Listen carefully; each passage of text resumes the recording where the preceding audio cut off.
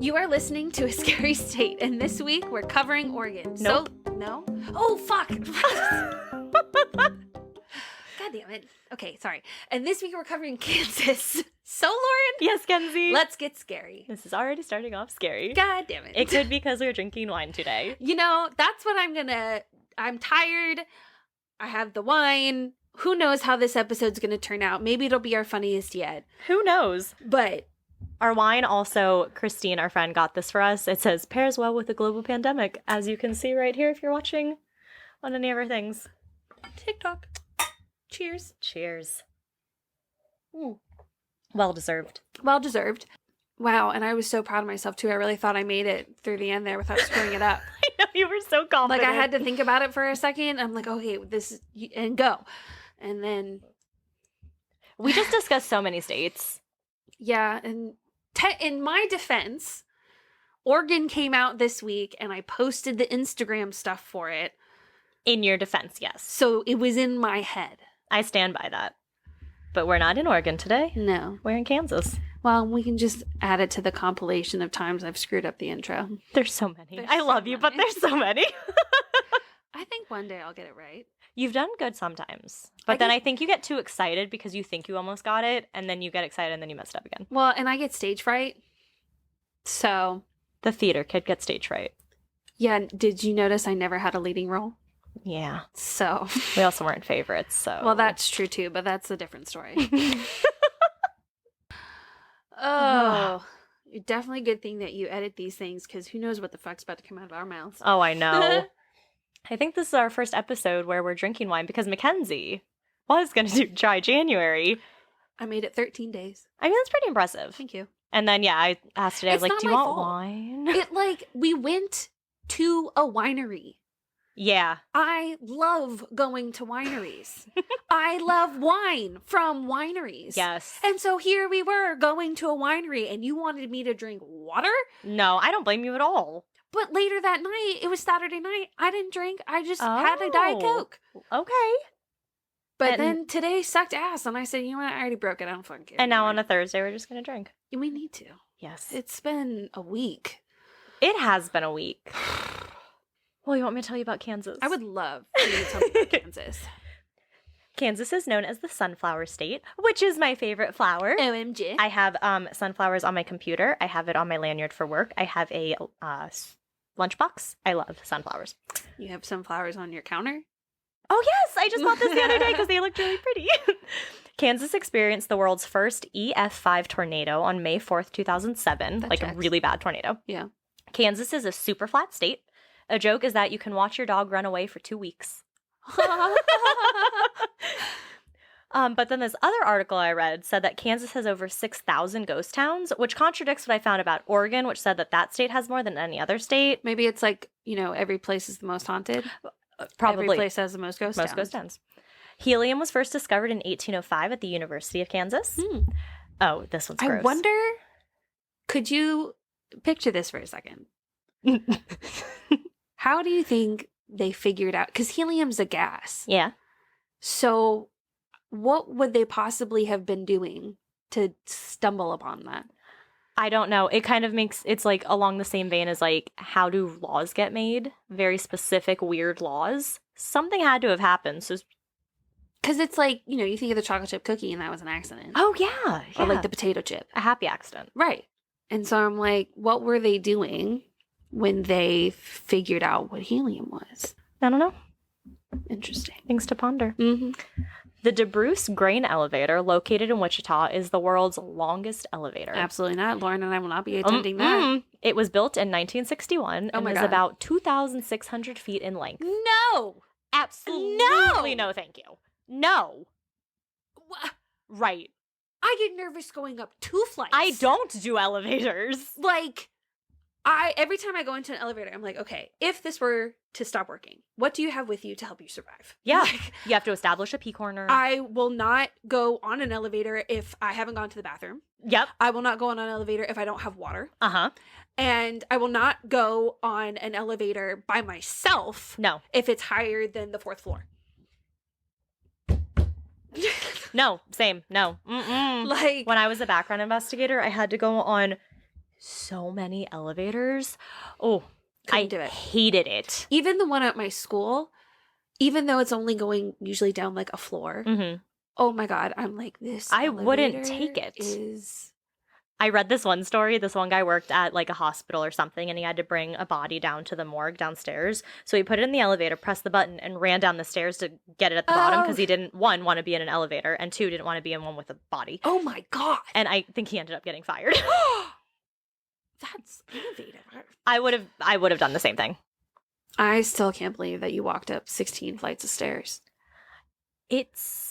Okay, I'm at the point where I think I need to get hypnotized. Mhm. Like, legitimately, I think I need to get Mhm. hypnotized. And this one podcast I listen to, and that's why we drink, one of the main hosts, she's terrified of, like, phone calls. Like, she has very bad phone anxiety. And so she wanted to get hypnotized. She said it did not work. Mm. But I was like, you know what? I'm right there with you, girl. I'm going to try it. I mean, we do have trauma. Yeah. So. Yeah. Shared trauma. Shared Aw. trauma. Wow, look at us. Kansas is the geographical center of the lower 48 states in Smith County, Kansas. Oh, yeah. I was wondering about that. So Kansas doesn't require sex ed in school, but if it does, it doesn't have to be medically accurate. Oh, that's not good. That's real bad. It is also number 6 on the list of most moved from states. What's the top moose? The top. I don't know. Moved from. I don't know. I didn't look at that.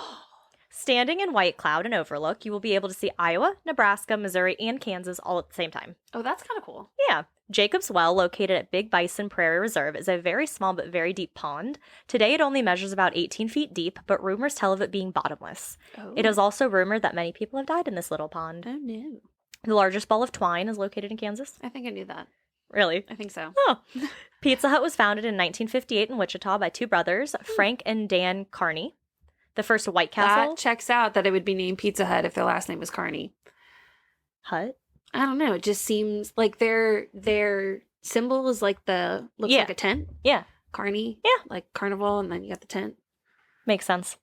It made sense in my head. It makes sense out loud, too. The first White Castle also began in Wichita. Oh, that was a great movie. It's Harold and Kumar, right? Yeah. It's hilarious. I'm sure you love it. I do. The helicopter was invented in Kansas over 109 years ago. Wow. Really? Yeah. Huh. Yeah. There is a big tree on K96, which is a street, that when people drive by will honk at it. You honk for good luck. There is a man who really didn't want to live with his wife anymore. So instead of like getting a divorce or moving out, he instead walked into a bank, handed a letter to the teller stating that he had a weapon and that he wanted cash. But instead of fleeing afterwards, he just waited on a bench in the lobby for the police to arrive. In his official statement, he said he preferred a jail cell over living with his wife. One of two thoughts. Yes. One, is she really that bad?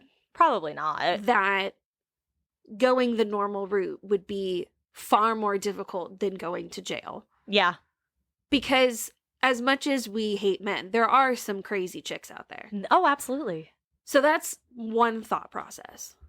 Another thought process is he's just a dumbass, and instead of thinking something through, he just did his first instinct. Maybe a mixture of both. Maybe a mixture of both. Because there are times when, like, Joe will be here and he does something, and I'm like, how are you still alive? Yeah. How did you live before me? Because he had a mother. No, but even when he was, like, living by himself, like, you know, with roommates or something, I'm like, how did you survive? It's probably not a quality life. You said that with such confidence. Probably not a quality life. That's what I assume. Probably. There was one time, him and my brother, when my brother was staying over here, I left. I was going out to get dinner. Oh, no. And they were sitting on the couch. I leave. I ate dinner. I had a great time. I came back. They're in the same positions. I said, did you guys eat? No. Why? Why? We couldn't figure out what to eat. I said, there's food, and you can order. They go, yeah, it was too much work. I said, how do you two not starve? Well, because you came home. And you Because told I him came to home. eat. Yeah. Yes, Like, I that's how. just don't understand. A woman was traveling between Rush Center and Larned when she said that she spotted an animal that had 16 to 20 feet featherless wings. She claimed she had just seen a pterodactyl. I have to tell you something funny. Okay. I was listening to... Fuck, I forget what I was listening to. But I heard someone say that, like, there's, like, a really big Starbucks or something somewhere. And it was like, it could fit all the people of Iceland. And I was like, huh. So all the people in Iceland could fit into this Starbucks. So what that means is you could take all the people from Iceland and put it in this place that I can't remember the name of. Okay, Marilyn Manson. That's your only arsenal. I know. And this is your only one. There you go. Oh, I remember what it was. They were saying something about how if you were to bury, like, everybody, you could fit it in the state of Pennsylvania. Ew. Yeah, it was weird. Oh, I don't like that fact. Like, if you like obviously everyone in the world? Yeah, or? you could bury everyone in the world, like, I think stacked and right next to each other, and you would only take up the state of Pennsylvania. See, okay. How mathematically do you figure this out? I don't like it. It's the same kind of idea with how the fuck do you figure out helium's a thing? Right, Like, right. Okay, valid. Like, just things. Just things. No. Mm-mm. Which is weird when you think about it, because everything in terms of math and science, like, they're not concepts somebody made up, because they're made up in a things. way to work, though. They might, yeah, that too, but it's also like they just made up the name. Yeah. Like the substance, like the idea of three was always there. You could always put three objects together, but then somebody gave it a name. Yeah. That That's was true. made up. Mm-hmm. So. It's just weird. It's one of those things that if you think too hard about it, you kind of get like an existential? Existential? That sounds good. But you get that crisis. That's what happens if you think too much into it. And we have really long stories. We gotta keep going. Yeah. Okay. So this animal extinct 6 million years ago.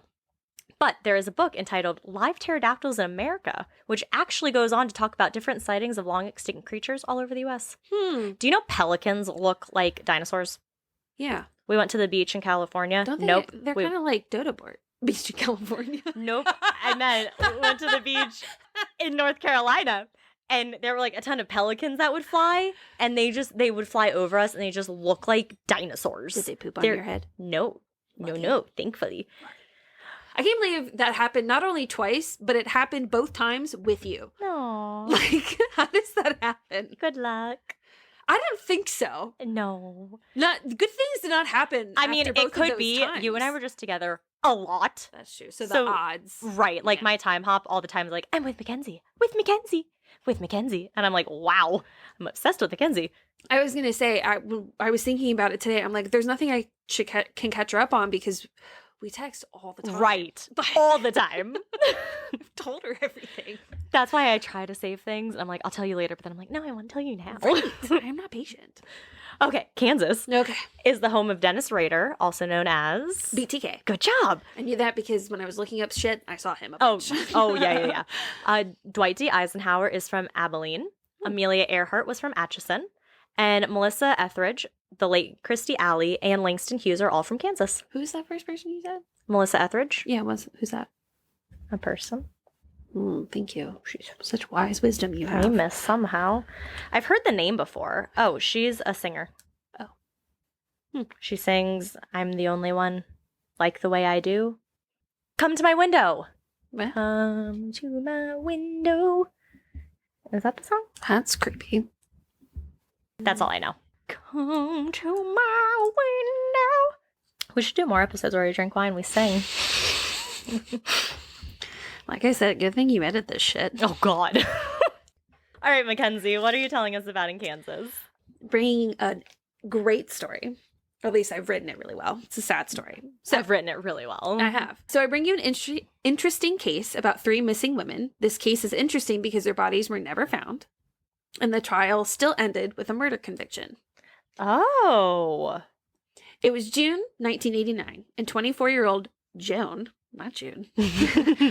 Butler lived alone at the Comanche Place Apartments in Overland Park. She grew up in Wichita and had recently moved to the area after graduating from the University of Kansas. Okay, Wichita seems like a place you should just literally never go to. Whenever I hear Wichita, I just think of BTK. But she's from Wichita. I know. She doesn't live in Wichita. Oh. None of this happens in Wichita. It's just not a place I want to go Lauren to. makes no offense to anyone who lives in No, Wichita. no offense to anyone. It just sounds scary with BTK who lurked there. That's fair. Have you seen Mindhunters? No, but you always tell me to watch it. Oh, right, I do. Please. Just it, like, so much of it takes place in Wichita because a lot of it is surrounding BTK. Mm-hmm. It's so good. They didn't renew it for a 4th season, which is literally heartbreaking, but it's so good. My mother dropped a bomb on me, and I think I was telling her about what I was doing. She's like, oh, when you do New York, you should do the guy who was killing people on the subway with a hatchet. And I said, what? And she was like, yeah, like I remember like once my parents were going into the city and I was really scared because I knew that this guy was on there and I was terrified that something was going to happen to him. Subway Hatchet Man. I was Googling everything under the goddamn sun. Did you find it? No. And she's like talking to me, telling me this story. And I'm like, Mom, I'm not listening. I am trying to find this. And it is not here. So I haven't given up yet because the only reason I stopped was because she was talking and I had to pay attention. Yes. But I'm going to find something. Okay. So I don't know what it is. But anywho's, on June 11th, Joan called her father to tell him that her car had been totaled in a multi-vehicle accident. Joan was fine, but she needed to rent a car while she shopped for a new one. She rented a 1989 maroon Chevy Corsica. On Friday, June 16th, Joan called her mother to talk about Joan's plan to move to a new apartment in the Country Club Plaza and the family visiting for Thanksgiving and needing to buy a new car. At the end of the conversation, Joan told her mom that she would call again on Sunday because it was Father's Day. On the evening of June 17th, Butler went over to a friend's place after work. Joan worked part-time on the plaza, I'm assuming the plaza she wants to move to. Yeah. And wanted to go out dancing with her friend, Celeste Beaker. Celeste's boyfriend met the girls at Celeste's apartment, and the three of them went out together until 2:30 a.m. Afterwards, they all returned to Celeste's apartment to eat some food and chat. Joan was mentioning the fact that it was Father's Day on Sunday, and this would be the first time she wouldn't be with her family. Aww. About an hour later, Joan decided it was time to go home and go to bed. Before she left, her and Celeste made plans to get together the following weekend. Joan headed back to her apartment around 4 a.m. Oh my gosh. Right. I can't do that anymore. And there's, like, the other people in here were staying out till, like, 12:30 on a Sunday, and I'm like, whoa. Do they not work? The 80, yeah, they do. Oh, Like, in college, not a problem. The At this 80s? age, oh my God, we're going to be up probably until like 10 tonight. And I'm like, God. I know, right? On June 18th, June's father. Let me drink more wine. Yes, please. Okay. Red wine makes my lips dry. Okay. Anyway. On June 18th, Joan's father never received a phone call from his daughter. Oh, he's probably so sad. Mm-hmm. On June 19th, Joan did not show up for work at the Montague Sherry Advertising Agency in Kansas City, Missouri. So this kind of goes over Missouri and in Kansas. Oh. Because I knew this, but every time I see it, I don't understand. Kansas City, Kansas and Kansas City, Missouri, I think are really close to each other. That would make sense. Like, I could be dead wrong, but I know that, like, every time I hear about Kansas City, Missouri, it's always people coming from Kansas going to the one in Missouri. So, I mean, which is confusing because it's Kansas City, but it's in Missouri. Although there's also a Manhattan in Kansas, and I had to do some extra research to make sure. I'm like, are you talking about New York? Because you didn't say New York. Oh, there are so many things. So many. I was very confused. Yeah. Anyway. This was very odd behavior for Joan, and her coworkers quickly became concerned when they couldn't get in touch with Joan.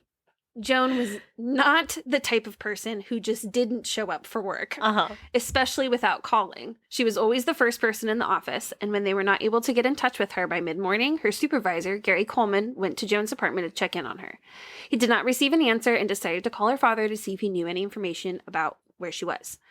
Joan's father had no knowledge of his daughter's whereabouts and called the manager of the apartment complex to check on the apartment. The manager entered the apartment and confirmed that Joan was not there. A couple of her friends were able to get into the apartment through an unlocked window and noticed that nothing seemed out of the ordinary in the apartment. There wasn't anything obviously missing and no signs of forced entry or a struggle. However, Joan's father reported her missing to the police. Yeah. On June 24th, roommates Christina Rusk and Teresa Brown, who shared an apartment at Trafalgar Square Apartments in Lenexa, and they had a party supposedly for Teresa, who was planning to move out and go back to school. Christina worked at Firestone Optics, which is a contact lens manufacturing company that her father owned. Christina was very close with her family, spending most weekends with her parents. Teresa worked at Hickman Mills Dental Clinic, working as a dental assistant with the hopes of becoming a dental hygienist. Teresa was close with her sister, Joyce Greenstreet, and had lunch with her almost every day. She would see her parents in Raymore, Missouri, about once a week and on holidays. She had plans to go back to college and was going to move in with her aunt in Leawood. On Sunday, June 25th, Christina spent most of the day hanging with friends, talking about the party, and sharing photos from the evening. Christina was with her good friend, James Grooms, and they went to a local club to visit other friends and listen to a band. Christina seemed to be in very good spirits and was telling James about her plans to have dinner with her mom on Monday because she had recently been released from the hospital. Christina left the club around 12:30 a.m. to get some sleep before work the next day. God. On a Sunday. No! Well, she's 22, so it makes sense. Yeah, and she probably doesn't wake up as early as we wake up, so. Yeah. It is the 80s. Yeah. Christina was last seen by her friend Beth Cupp driving away in her 1985 Dodge Colt. The same day, Teresa had called her sister in the morning to share about her weekend. She told her sister about the party, her boyfriend, and other things going on in her life. Teresa spent most of Sunday with her boyfriend, Johnson County Sheriff's Deputy Mike Raunig. Whatever. Say it all once. Nope. Okay. Johnson County Sheriff's Deputy Mike Raunig. Not it. I tell you say it all once, and then you just add syllables. Ranunig. Okay. I'm just going to call him Mike. Roundage. Got Roundage. it. That works. I don't think we're allowed to drink wine before we record. No, that's not a good idea. Mike Roundage. Okay. Teresa spent most of Sunday with her boyfriend, Johnson County Sheriff's Deputy Mike Roundage. She stayed the night and left around 6 a.m. the next morning to return to her apartment and get ready for work. That was the last time Mike would see his girlfriend. Oh, these people are so dedicated. Like, I'm going to wake up, I'm going to go home, get ready for work. I'd be like, no. Good for you, man. Right. Like that. On the evening of Sunday, June 25th, Lawrence police were notified that a maroon Chevy Corsica had been seen in the parking lot of Trailridge Apartments. Officer Brian Edwards was dispatched to the area at 9 p.m. He decided to watch the car from a distance to see if anyone came back. A bit later, a man walked over to the Corsica and opened the trunk. Officer Edwards approached the man and asked him for identification and who owned the car. The man told the officer that the car belonged to the people inside the apartment, and that's where his identification was. The officer asked for the keys to the car and for the man to take him to the apartment and show him his identification. As they were walking to the apartment, the man got there before the officer, closed the door, and escaped through a window before the officer could catch up with him. Well, it's kind of shitty police work. The man was later identified as Richard Grissom Jr. Oh. So, before we continue into the investigation and the timeline of events, let's learn a little bit about Mr. Grissom. Let's. Richard Anthony Grissom Jr. was born on November 10th, 1960, to a South Korean woman and a U.S. Army sergeant. His biological parents gave him up for adoption, and at age 3, he was adopted by Sergeant Richard Grissom Sr. and his wife, Fredona. They moved around a bunch and finally settled in Leavenworth, Kansas in the mid-1970s. It's actually interesting that he went from one military family to another military family. Right? And whenever I hear Leavenworth... Oh, well, yeah, because the prison's there. Well, that. And so I always think of it like Azkaban. Oh. Like that's... Yeah. Like they have the same kind of vibe. Well, yeah, because it's like... That's like the place you don't want to go if you're in the military. Exactly. Like that's the bad prison. Exactly. And so not only just its reputation, but if you just the name Leavenworth, like it just sounds evil. It does sound evil. So that's what I think of. But anyway, he went to Leavenworth High School and was a popular kid among his peers. He was good looking, friendly, and a smart kid who typically got A's and B's. He also played on the school's football team as a halfback. I don't know what that is, but... On January 27th, 1977, Grissom stormed from his parents' home after an argument with his parents. At some point, he stole a railroad spike and used it to break into his neighbor's home, 72-year-old Hazel Meeker. No, not Hazel. Once inside, Grissom attacked Meeker and beat her to death. No! Later that day, Meeker's granddaughter, Carla, found the body of her grandmother lying in a pool of blood. Oh my God! She called the police, and during their investigation, they discovered footprints in the snow around the house. They followed the footprints, which eventually led them to the trailer park that Grissom was hiding in. Oh, what an idiot. Grissom had attempted to bury a handgun he had stolen from another home, but police arrested him before he could. Was he... Okay, question. Was he trying to bury it in the snow that was going to melt? Oh, my God. Grissom confessed to the murder, and in April of 1977, at 16 years old, he was convicted in juvenile court and was sent to a boys' industrial center in Topeka. Topeka. I love that name. I do too. That was like the one capital that I could spell when they made us memorize all the capitals in their states. Oh, there's this really fun game called Statel. Instead of like Wordle, it's Statel. And so it shows you a state and you have to guess what state it is. And then you guess. I could do that. I'm really good at it. I could definitely do that. You have to guess all the neighboring states. You have to guess the capital. And then from there, you have to guess the flag. That's usually my downfall, is the flag. 10-year-old me could have totally told you absolutely. the capitals because I had to. If I have multiple choice, I can get the capitals, but if I have to just guess it, I don't. But because the people I work with like to play Wordle, so it's a country, and you have to guess the country. Oh, I can't do that. I'm awful. I'll be like, Cuba, and it's like 3,000 miles to the west, and I'm like, Portugal, and it's like, I don't know any countries. I'm really, really bad. So Statel, my jam. Wordle, the not country my jam. I live in, I'm really good at the geography, but anywhere else, anywhere else, I'm not good.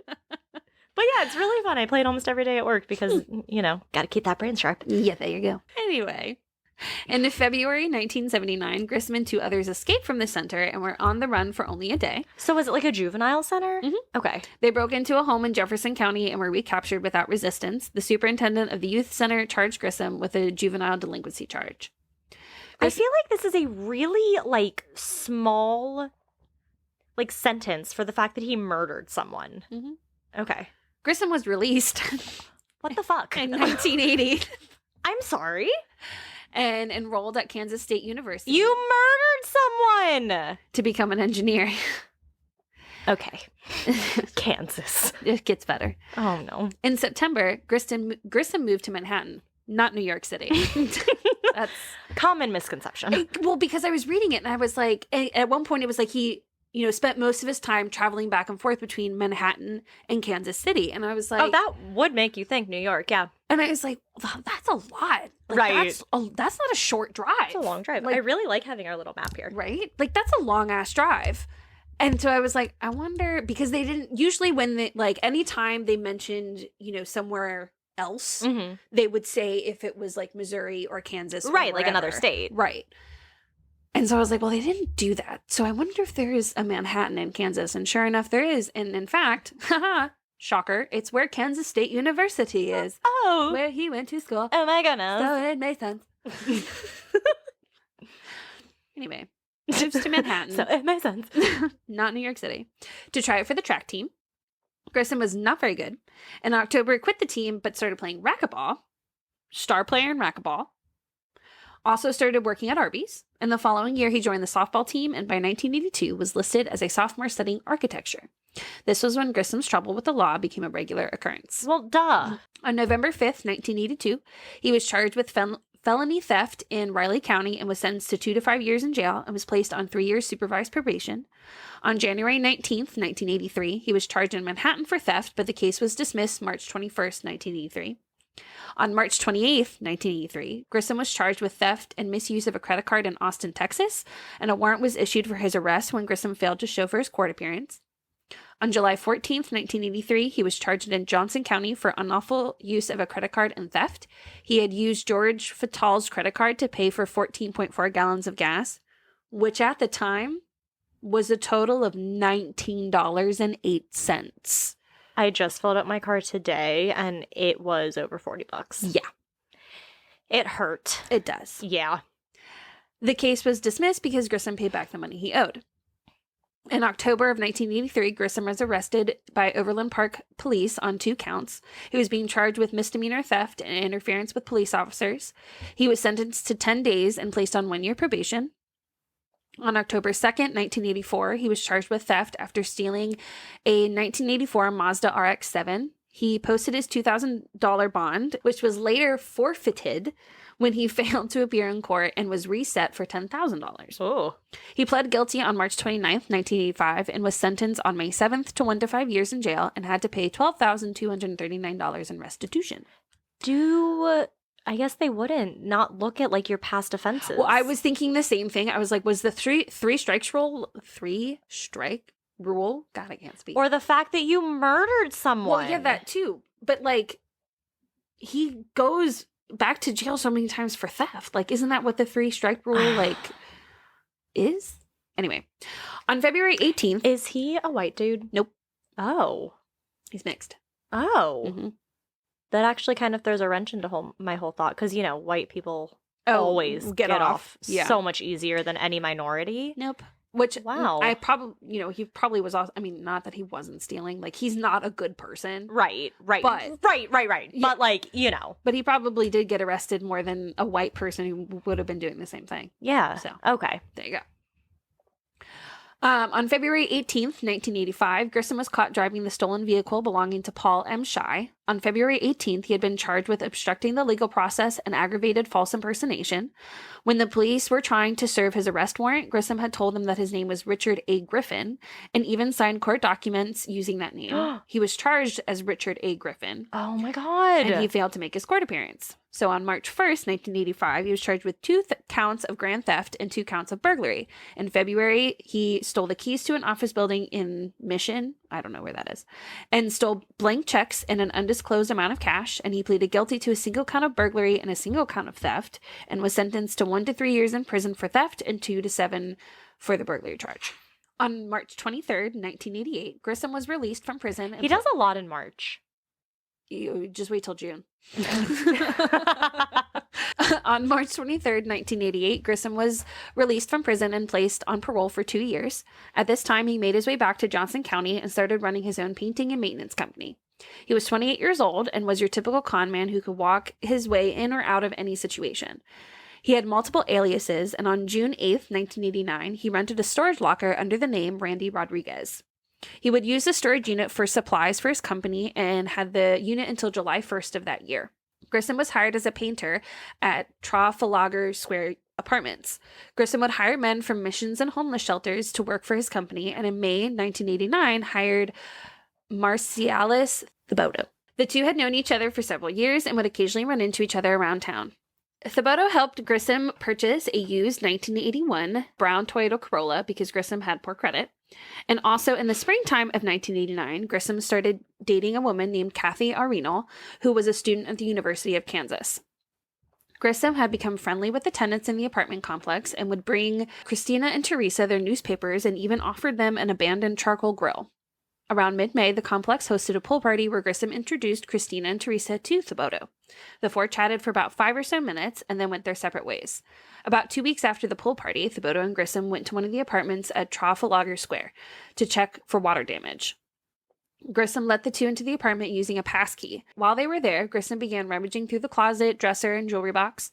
Grissom told Thibodeau that the apartment belonged to the woman that they had met at the pool party, Christina and Teresa. It would later be discovered that no maintenance request had ever been placed by the woman for water damage. Yeah, I wouldn't have thought so. On the evening of Saturday, June 17th, 1989, Grissom met up with his girlfriend, Kathy Areno, at a nightclub in Lawrence, Kansas. Areno and Grissom left the club between 2 and 2:30 a.m., and Grissom indicated that he was going to drive back to Kansas City that night. Around 4 or 5 a.m. on Sunday, June 18th, Sarah Blands, who lives below Joan Butler, was awakened by a loud thump noise coming from the apartment above her. The noise startled her, and she got up to look out the window into the parking lot. That's literally the most terrifying thing, when a noise startles you awake. Oh my God. I hate it. I was woken up. It was, my alarm goes off at a certain time, and I was woken up literally 8 minutes before my alarm. And I thought it was because Roy jumped up onto the guest bed. Yeah. And so I was like, oh, it's definitely Roy. And then, of course, because of who I am, I was like, no, our door's not locked. There's like a murder in the house. So I couldn't fall back asleep. So I got up and I went downstairs, and Roy was laying in his bed, like his doggy bed, not that bed. And I was like, what in the fuck was the noise that woke me up? And then I freaked out the whole time. Yeah. And then you didn't go back to sleep. It was probably one of those things, though, where it's like your body knows that it's almost time for you to wake up. So you're like pretty much already awake, and something in your dream is what wakes you up. It still freaked me out. No, absolutely. I would be freaked out too. Yeah. The noise startled her, and she got up to look out the window into the parking lot. At the time, she did not see anything or anyone out of place. Sarah could see Joan's rental car parked in its assigned spot on Sunday morning. Sarah does not remember seeing the car on Monday morning or any time after that. On Tuesday, June 20th, Joanne Vermillion, who lived across the street from Joan's apartment complex, noticed a brown Toyota parked in one of Joan's assigned spots.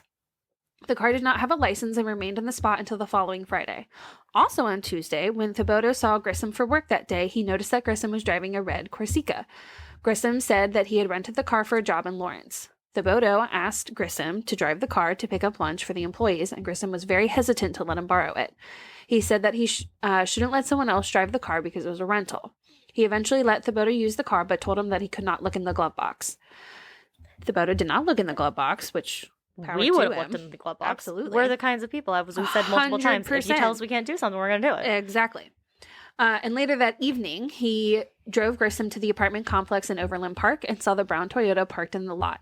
Grissom was still driving the red Corsica when Thibodeau saw him later in the week. And if you'll remember, Joan's rental car. Was it red? Okay, cool. Right. I spelled Kathy's name. Kathy. Kathy Arenal saw Grissom driving the Corsica on Monday afternoon, June 19th, and told her that he was renting the car. Grissom told Kathy that he was exhausted and did not get much sleep since the last they saw each other. The following weekend, Grissom was still driving the rental car and gave Kathy a peso pendant as a present.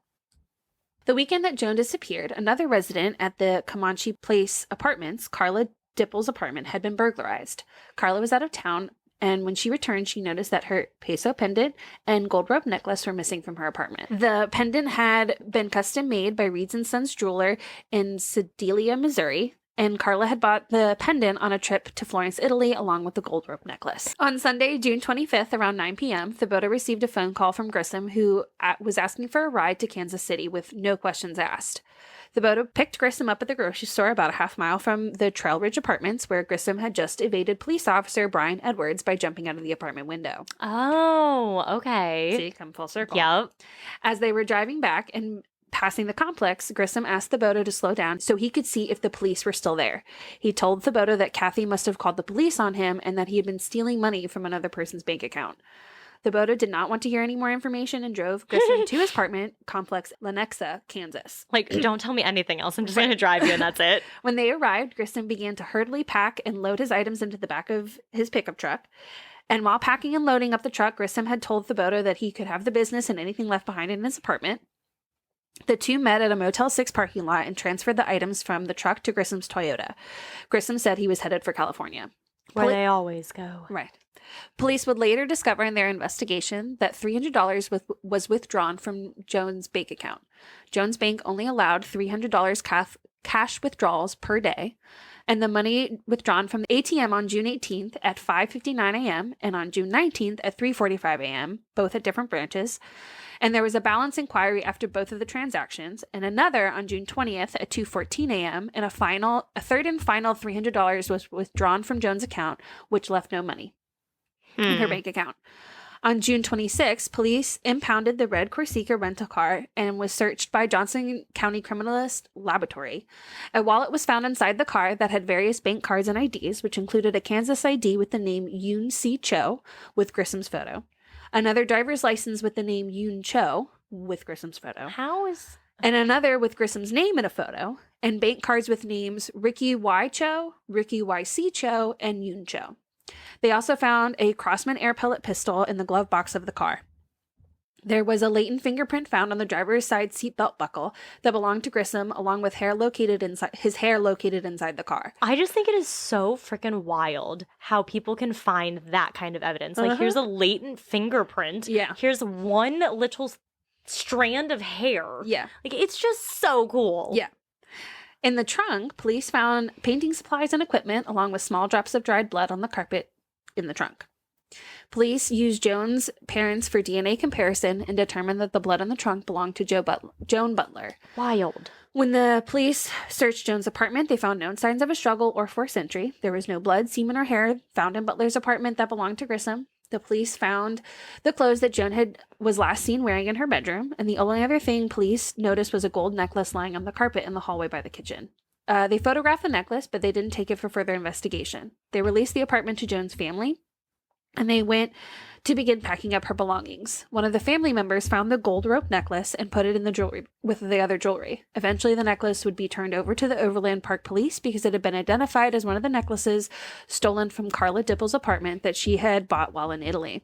And they sent that necklace to the jewelry manufacturer, and they confirmed that it had been made there. Whoa. On Monday, June 26th, around 9 a.m., 4 checks were cashed on Christine Rusk's money market account. A check for $500 was cashed at a bank at 7:58 a.m. The teller had witness reported seeing a white woman driving a car and a black man in the passenger seat. The teller did not report that the woman seemed in any distress. Another $500 check was cashed at 8:24 a.m., and the teller reported that she checked Christine's ID before approving the check. Again, the teller did not know any sort of distress coming from Christine. A third check for $500 was cashed at another bank at 8:36 a.m. Again, teller did not detect anything suspicious about the transaction, and the last check was cashed for $900 at a different bank at 8:43 a.m. The teller checked Christine's ID and reported that she was wearing sunglasses and could not see the person in the passenger seat. Christine did not indicate anything was wrong at the time, and the account was mostly drained of all its contents, and a handwriting expert confirmed that all 4 checks had Christine's signature. And I mean, it's not really like you'd be able, because a lot of times, too, something. I don't know if they had cameras back then, like, you know how banks have cameras on them? Yeah. Yeah, I wouldn't be able to, like, you know, if someone's in the passenger seat, you're not going to be able to show your distress because they can see the camera. They can see your face. Exactly. So the expert also noted that the quality of the handwriting worsened and did not have its naturalness between the first and the 4th check. Interesting. Mm-hmm. On June 26th at 9:25 a.m., the American Bank in Raytown, Missouri, received an inquiry about a savings account. Teresa Brown only had a checking account with Boatman's First National Bank and could use her ATM card at banks that belonged to the same computer network. When police looked at the photograph of the person asking about the account, they saw a, quote, grim and disheveled Christine.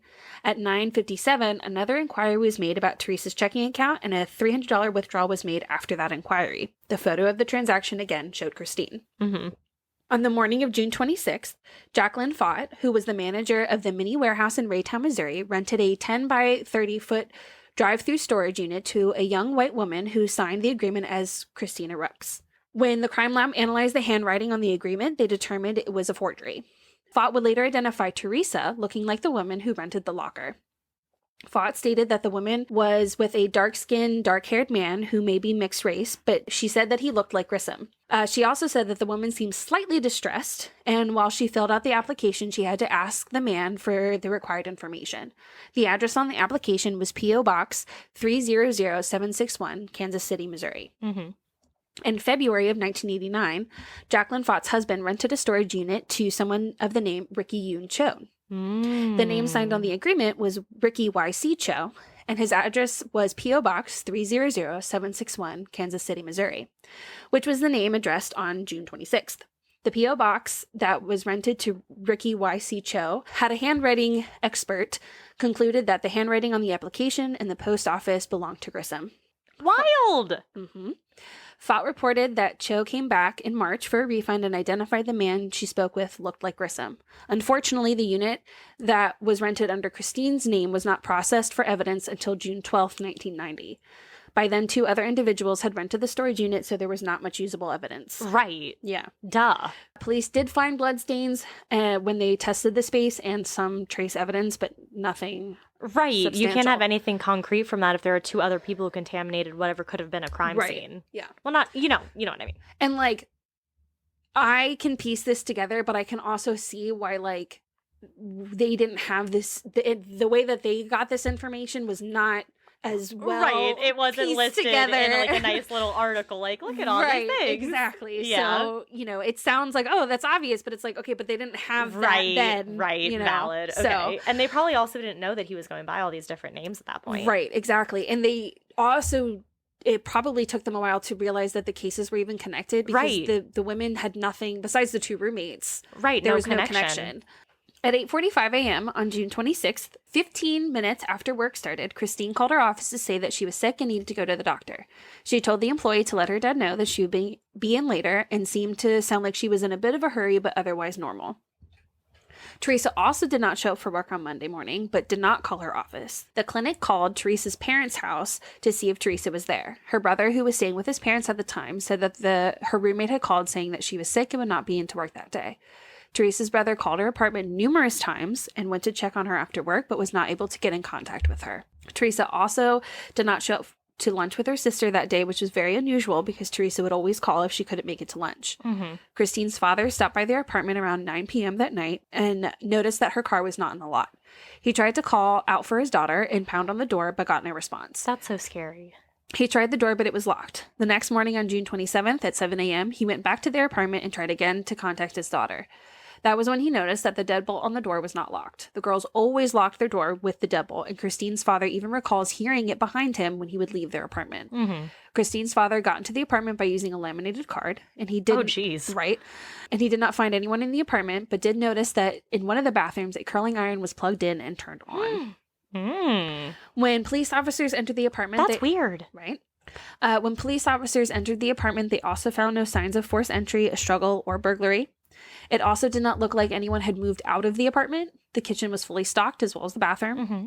Nothing seemed out of place to police, and Teresa's boyfriend later stated that the blue shirt found on Teresa's bedroom floor was the shirt she was last seen in when she left his apartment. Scott Hendricks was riding his bike to work on the morning of June 27th when he noticed credit cards, a Dillard's card with Christine's name, and a woman's white V-neck t-shirt with a yellowish stain, some personal papers, which included a concert ticket stub and various bank papers. There was also a glasses case lying in the ditch, and on his way home from work that afternoon, Scott noticed that those items were still there. He picked up everything but the shirt and the glasses, with the intention of returning the items to their owner. When he saw the name on the cards, he recognized it as one of the missing girls and immediately called police. Christine's father later testified that Christine wears glasses or contacts. A friend of Christine's also testified that she had left a white t-shirt with a Coke stain in Christine's car. The ditch was about 3 or 4 miles from the mini storage where Grissom kept his paint supplies. Christine's license was found by a truck driver in Kansas City, Missouri on the 87th Street on-ramp to I-435 South. Billy Mayo, a resident and part-time maintenance worker at Stony Brook South Apartments in Grandview, Missouri, saw a man standing under a stairwell. When Mayo asked what the man was doing, he said he was looking for the apartment of a woman named Michelle. Mayo gave an inaccurate description of Michelle, who lived in the complex, and the man responded, yeah, that's her. Mayo became suspicious of the man and returned to his apartment to call the police. That was a smart little thing to do. Right? Go Mayo. Right. Sorry, I was like holding my breath. When the Grandview police arrived around 9:35 p.m., they did not find anyone in the area. Around 10 p.m. that night, Mayo reported to the complex manager, Stephanie Foster, what had transpired that evening. When Mayo described the man to Foster, she believed it sounded like the man was Richard Grissom. Foster knew Grissom because he had done some painting and cleaning in the apartment complex. A friend had told her about Grissom being suspected in the disappearance of Joan Butler and knew that Grissom drove a brown Toyota. She also remembered that Grissom had access to her apartment and office, so she asked the police to return. Right. When they arrived around 10:35 p.m., they again found no one in the area. At 11 p.m. that night, Mayo found a brown Toyota in the parking lot of the complex. He noticed the car earlier because he was told a similar car was reported being seen driven by a man who had assaulted a woman at Apple Creek Apartments in Kansas City, Missouri. Mayo was also working part-time at that complex. Mayo used his flashlight to investigate the car, and he noticed that it was full of personal items. There was a ring of keys on the dashboard and saw that one of the keys matched his master key to Apple Creek. He could also partially see a credit card on the floor of the car, which could make out the name Teresa Brown on it. When Foster came to investigate, she also took notice of all the personal items in the car, stating that there was only room for a driver. She also saw the credit cards on the floorboard and could make out Christine's name on one of them. When she saw the ring of keys, she called police. Damn. When the police arrived around 11:20, they were not sure who the owner of the vehicle was. The Toyota had stolen Nebraska license plates, and police had the car towed to the Grandview police station. Police obtained a search warrant to search the car and also received a report that a Pontiac Grand Am was stolen from the parking lot of the apartment complex across from Stony Brook South. On Wednesday, June 28th, Johnson County Sheriff's Department and Grandview police detectives searched the brown Toyota. They removed about 1,400 individual items from the car. Dang. The 2 credit cards removed from the floorboard each contained the name of Christina Rusk and Teresa Brown. 3 rings were found in the glove box, which were later identified as belonging to Christine. They also found various keys in the car, 2 of which were found on the floorboard. One of the keys fit the front door to Christine and Teresa's apartment, and the other to Christine's parents' house, which they confirmed that they gave to Christine. Right. A 3rd key was found on the rear floorboard that belonged to the front lock of June Butler's apartment. There were 14 keys on the key rings. One was identified as being the master key to the apartment complex that Christine and Teresa lived in, and the other as the master key to the Apple Creek apartments, which is why he could get in. Exactly. And there was no sign of a struggle because he had a key. Right. A photo album which contained photos of Grissom was also found inside the vehicle. They found 2 briefcases that had 5 forged birth certificates, including one for Randy Rodriguez and Ricky Yoon Cho. How? Yeah, no. They didn't say that. God, like how easy was that to do? I have no idea. I feel like nowadays you have to have like your own birth certificate to get a new birth certificate. Like, oh, but it gets better. There were also matching GED certificates and about 300 blank birth certificates, along with official government seals and a rubber stamp. They found a pair of black gloves, a 12-inch knife, and 3 other knives. None of Grissom's fingerprints were found inside the Toyota or any of the possessed items. Christine's Dodge Colt was found in the afternoon on June 28th in the parking lot of the Motel 6 next to her apartment complex. On the driver's side, there was a dent and a smudge of blue paint. It was later determined that the paint came from the mini warehouse in Raytown. There was a hair found inside the car that was a similar composition to Grissom's, but there was not enough for a full-blown comparison. And what year, like what decade are we in? 1989. Okay, that's what I thought. This all happened in June. That's what I thought. When police processed Christine and Teresa's apartment that afternoon, they collected the bedding from both bedrooms and a hairbrush from each bathroom. Oh, smart. The pubic hair found on bedding from both Christine and Teresa's bedrooms was the same consistency as Grissom's pubic hair. On June 30th, police searched the locker at South Metcalf Mini Storage where Grissom kept his paint supplies. They found mostly paint supplies and an orange shag carpet on the locker floor. Thibodeau told police in July that on June 28th, he had gone to the storage unit to get supplies and noticed that the lock was missing. When he opened up the locker, he found a wad of duct tape and sunglasses. He held onto the sunglasses and threw the tape onto the roof. I know. A friend of Christine's testified that she was almost positive that the sunglasses belonged to Christine. The crime lab processed the locker on August 1st, but found no trace evidence in the locker. The owner of the storage place turned the carpet over to the police, and Thibodeau testified that the carpet was from an apartment at Trafalgar Square complex. When the carpet was examined for evidence, they were unable to say for certain that the hair was from either Christine or Teresa. Right. There were over 100 strands of hair found on the duct tape, Wow. but like the carpet, there was not enough to make a definitive match to either woman. Police searched Grissom's apartment on July 1st, 1989. The apartment looked as if it had been ransacked and did not have much in it. A typewriter was found with no ribbon, and later police found a typewriter ribbon in the brown Toyota. Interesting. They also discovered a container for a Crossman air pellet pistol, a blister pack, CO2 cartridges, and pellets, and receipts for the items. On July 7th, 1989, Richard Grissom Jr. was arrested at Dallas-Fort Worth Airport in Texas. Yes. The police had been tipped off by a woman who was supposed to meet him at the airport. Grissom had $2,037 in cash in his wallet at the time of his arrest, and he admitted to stealing the Pontiac Grand Am. Police found a bag that contained a CO2 pellet pistol, 2 stainless steel knives, a box knife, a claw hammer, black gloves, yellow nylon rope, duct tape, and wet wipes. None of that sounds suspicious at all. Nope. They also found a package for Crossman air pistol, pellet, and a package of CO2 cartridges. Special FBI agent Michael Napier read Grissom his Miranda rights, and Grissom agreed to an interview with the agent. Napier and a Leawood detective conducted an 8-hour interview asking Grissom if he knew the women and why he was driving Joan's rental car. He admitted to knowing Christine and Teresa from working in the complex. He claimed to have no idea who Joan Butler was. He told them that it was Thibodeau who was in possession of the car. Of course. He told police he met up with Thibodeau at the Capitol Federal Savings the morning of June 18th. Grissom claims that Thibodeau had the ignition key in a purse. Grissom found an ATM card in the purse and agreed to give Thibodeau 40% of any withdrawals. Oh, geez, that's actually a really big percent. Which I also laughed because I was like, wait, but I thought you said he found it. Right, so why are you dictating how much he gets? Right.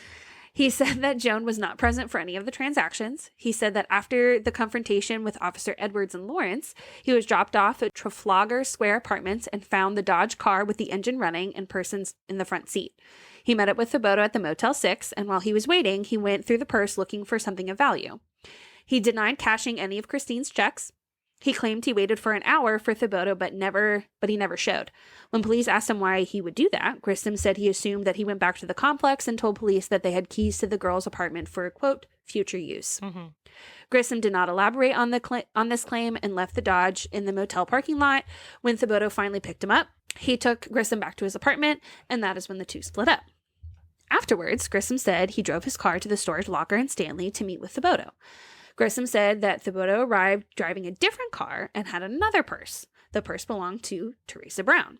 Grissom said that told Thibodeau to go to the ATM and withdraw cash, and they would meet up again and split the money. Thibodeau never showed, so Grissom went home to pack up things and leave town because he knew that he was wanted by the police.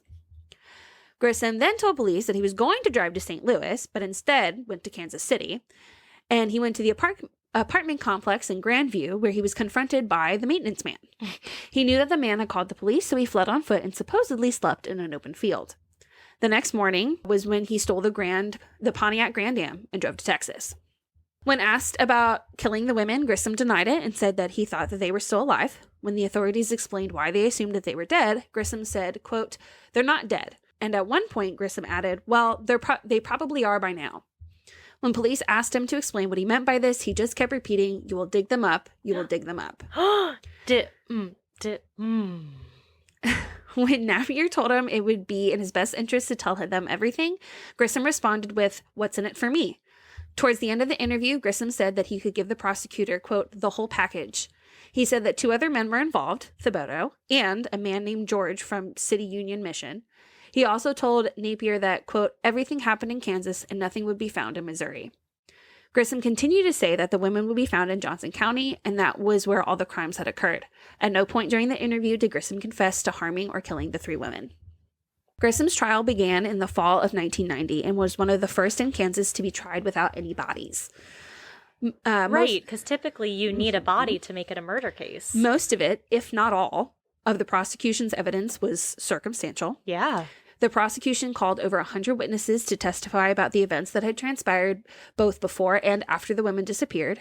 One of the witnesses, Michelle Kaft, was there to give her statement about the night that she was attacked on June 11th. On the night of June 11th, between 2 and 2:30 a.m., Kaft woke to the lights in her bedroom and a man standing in the doorway. Terrifying. Oh, yeah. The man jumped onto the bed and the 2 of them struggled. The man threatened Kaft by saying he had a gun, which he proceeded to put in front of her face for Kaft to see and touch it. The assailant was wearing black gloves and ordered Kaft to put on her jacket and leave with him. When they were outside of her apartment, Kaft knew that she had to get away from him or else she'd be in real trouble. Right. She told him that she didn't think his gun was real and she wasn't going with him. The man proceeded to aim the gun at Kaft and fired, but thankfully she was not hurt. Oh my God. Then the man began to attack Kaft with the gun, hitting her multiple times on the head. He hit her with such force that a piece of the gun had broken off. The attacker started to take off, but came back, picked up the broken piece from the gun. Moments later, Kaft saw a brown car with a hatchback drive away without any lights on. When shown a picture of Grissom's brown Toyota, Kaft was 90 to 95% sure that that was the car she saw drive away. A neighbor of Kaft testified to hearing a scream coming from Kaft's apartment. A few moments later, he heard more screaming that sounded like it was coming from outside. When Haynes looked out the window and saw a man who he believed was carrying something, walking to a 1980 or 1982 Toyota Corolla with a hatchback. He saw the car drive out of the parking lot without its lights on. At the trial, Haynes testified that Grissom's brown Toyota was the car he saw driving away that night. Now, I would hope that if I were ever to scream in my apartment complex, that someone would call the cops. Yeah. Be like, I heard a woman screaming, which isn't a common occurrence here. Exactly. Neither Kaft or Haynes got a good look at the man, although Kaft testified that she thought he was either a light, dark-skinned man or a dark, light-skinned man. Okay. Later on, Kaft and her fiancé found a knife and flashlight in her bedding and also found 2 pellets near the stairway where the incident had occurred. Ugh. Kaft identified a Crossman airsoft gun as the gun her attacker had, which was the same type of gun police found in Grissom's apartment in July. Mm-hmm. The receipt they had found for the gun was timestamped 10 hours prior to the attack. The manager of the apartment complex at the time testified that Grissom had been hired to paint the complex. He was given a master key and wrote on Apple Creek Apartments. Handwriting analysis confirmed that it was Grissom's handwriting. At the 1990 trial, the jury convicted Grissom of, quote, 3 counts of first-degree murder, 1 count of aggravated kidnapping, 4 counts of robbery, 2 counts of aggravated burglary, and 1 count of misdemeanor theft. The jury acquitted Grissom on the burglary of the Carla Dipple residence. Grissom was sentenced to life for each count of first-degree murder and aggravated kidnapping, 15 to 60 years for each count of robbery and aggravated burglary, and 1 year for misdemeanor theft, and the trial judge ordered the sentences to be served consecutively. So does that mean... So consecutively means one after the other, right? Uh-huh. Okay. Because some things can be served concurrently. Right. Okay. Grissom had tried to appeal his case numerous times. In fact, the document where I got most of this information pertaining the case was an appeal against the evidence used at this trial. Okay. Judge denied the appeal, and Grissom won't be eligible for parole until 2093. Good. Hopefully he's dead by then. Probably. In 2017, Grissom lost a disciplinary appeal after he passed an illicit note to a female corrections officer. Grissom admitted to writing the note, but tried to say that the officer told him to write it.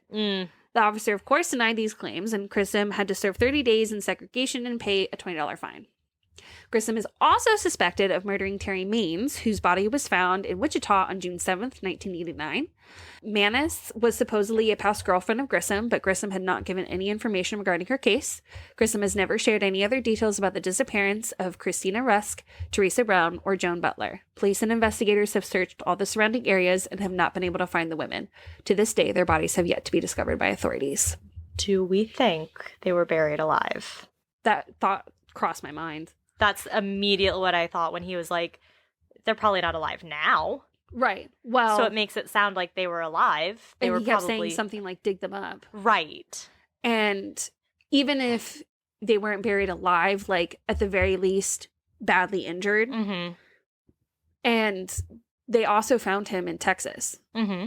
Like, and Christine's driver's license was found by a ramp onto a highway. Like, they could be anywhere. They really could. And they searched. They dug up lakes, fields, you name it, they looked in it. Damn. Yeah. Damn, what happened? They still don't know. Jeez. Mm-hmm. That's wild they were able to get him without having bodies. Right? Yeah. Wow. Yep. Nicely done. Thank you. Wow. Because I've heard Richard Grissom before. Like, I've heard that name. Yeah. But I didn't know enough about him. Never even heard of him until now. But yeah, I mean, if you had said, like, what did Richard Grissom do? I'd be like, I don't know. Yeah. But now I know. You know, but you know. Damn. Mm-hmm. He's scary. Mm-hmm. Wow. Yeah. Kansas. Wild place. Wild West. Midwest. Wild Literally Midwest. smack dab in the middle. It is the continental middle of the United States. You're not even Midwest or Mid-North or Mid-South. You're just mid-middle. Middle. Mid-middle. Mid-middle. What you talking about, Willis? All right, so sitting in Atchison, Kansas at 508 North 2nd Street may truly be one of the most haunted houses in all of Kansas, even the world. Wow. The Sallie House. Wow. Upon first glance, this is just a normal 3-bedroom, 2-bathroom, 1,200 square foot house in a normal neighborhood. Big house. Yeah. But upon closer inspection, the goosebumps may come full force when you look upon a house that is missing a few shingles on the gray roof. Exposed brick peeks through the white paint that at one time covered the whole house. The white paint does nothing to brighten up the years of wear, tear, and weather that are apparent on the outside of this haunted and dark house. Lovely. Thank you. The house was built by Michael Finney between 1867 and 1871 for he and his family. In the house lived Michael, his wife Kate, and their children James, Agnes, and Charles. They lived in the basement of the house while the house was being constructed. Michael Finney ended up dying in the house shortly after it was finished in 1872. Agnes had moved out at this point, the daughter, but eventually returned to the house in 1906. Then, in 1913, she married an engineer named William True. The Finney family continued living in the house, and throughout their years living there, 4 members of the family all died within the home. Oh. Michael in 1872, 2 in 1874, I'm unsure who exactly. Yeah. William died in 1918, and Agnes died in November of 1939. Huh. So there was some confusion, at least for me, about the deaths and the timeline for who lived in the house, what occurred in this house. Some sources say 3 people died, some sources say 4 people died, but all were part of the Finney family and all died at a somewhat young age due to natural causes, mainly sicknesses, but still technically natural causes. So at some point, a physician named Dr. Charles Finney moved into the house with his family. I believe this was Finney's youngest son. Okay, I was going to say, is there a relation? But I could be wrong. Okay. The history was a bit wonky, so it was hard to get that all figured out. Bit wonky. The doctor used his house for his work. The front was used as office space in the examination rooms, while the doctor and his family lived upstairs. So where does Sallie come into play with the Sallie House? Oh, yeah. What? One day while working, a mother ran in frantic with her 6-year-old daughter, Sallie. The woman explained to the doctor that her daughter had collapsed after complaining of severe abdominal pain.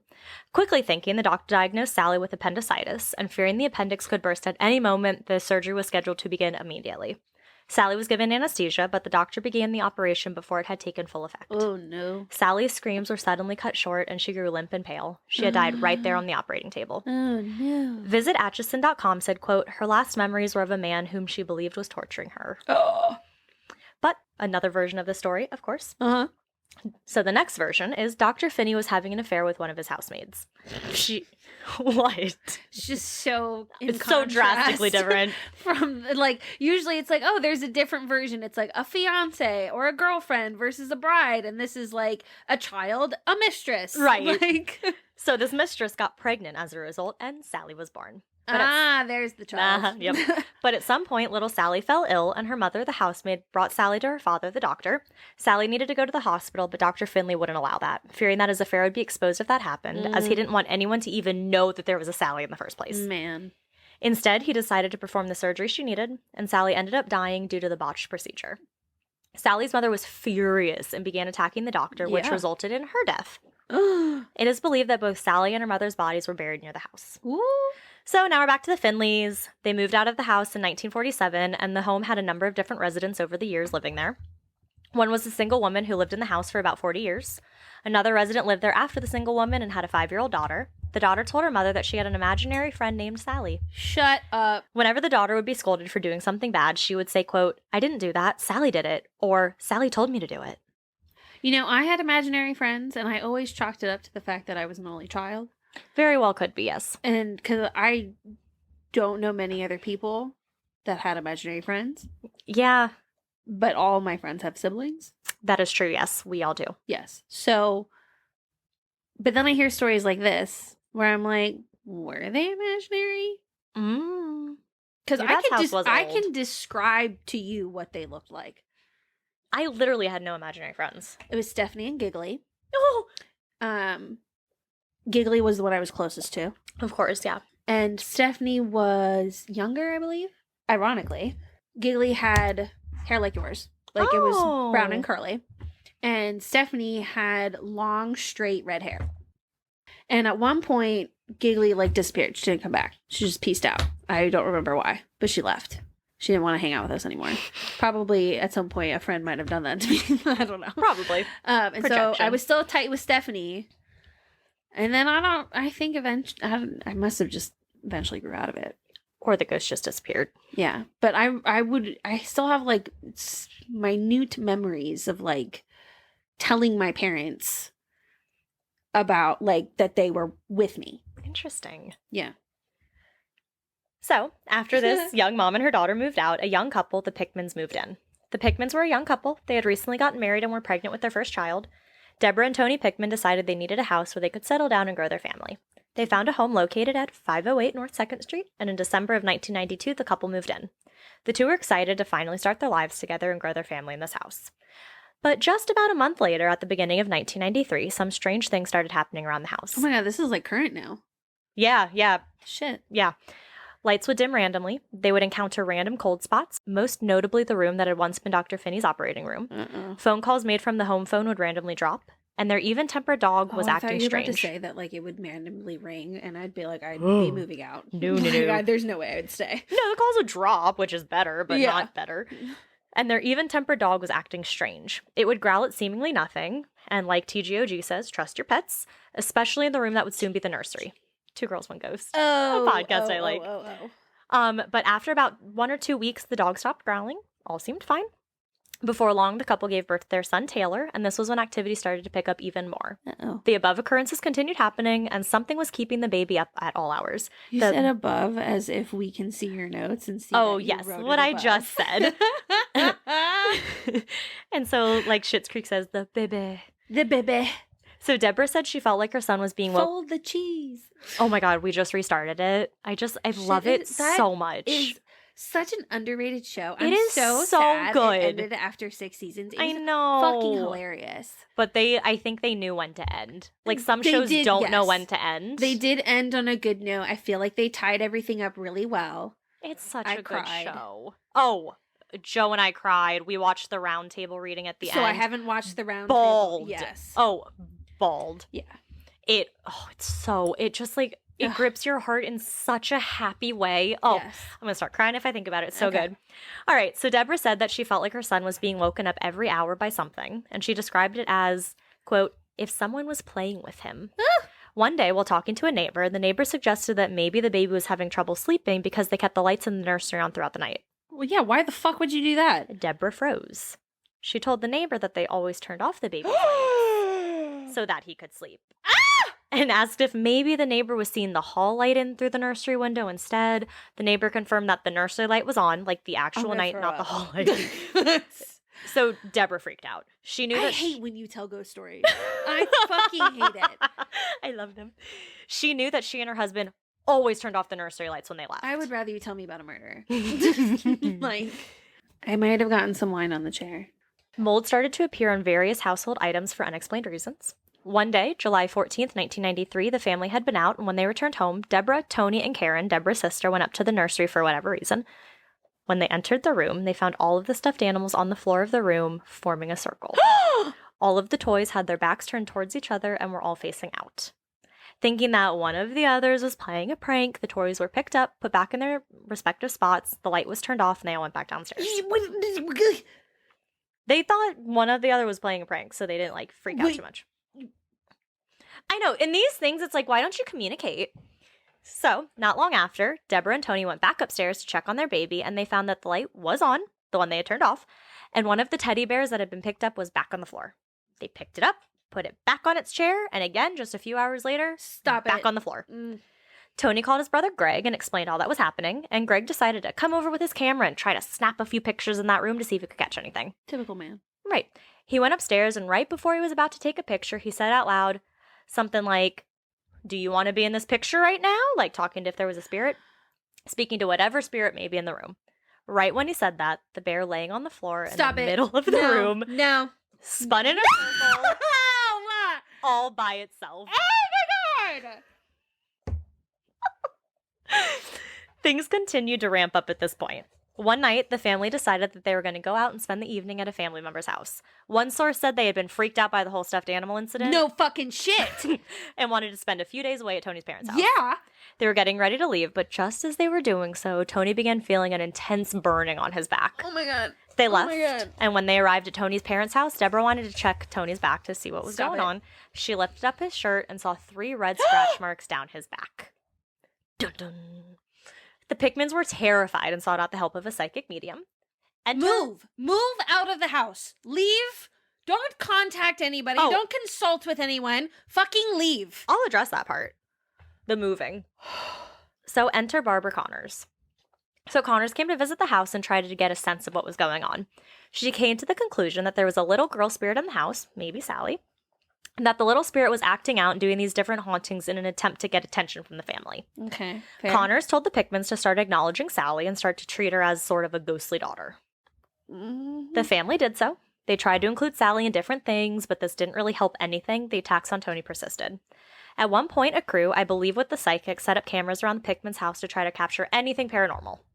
They told Deborah that should anything start to happen in the house, she needed to grab the camera and start recording immediately. They were recording Deborah while telling her this, and as they were doing so, Tony, who was off in the corner holding their daughter, started to scream. They went to check on him, and he had scratches up and down his arms. Then they started to interview him, and while doing so, he felt the scratches again. Lifting up his shirt, everyone saw fresh scratch marks on his chest and back. Apparently, one of the scratches forming appeared on camera. Stop it.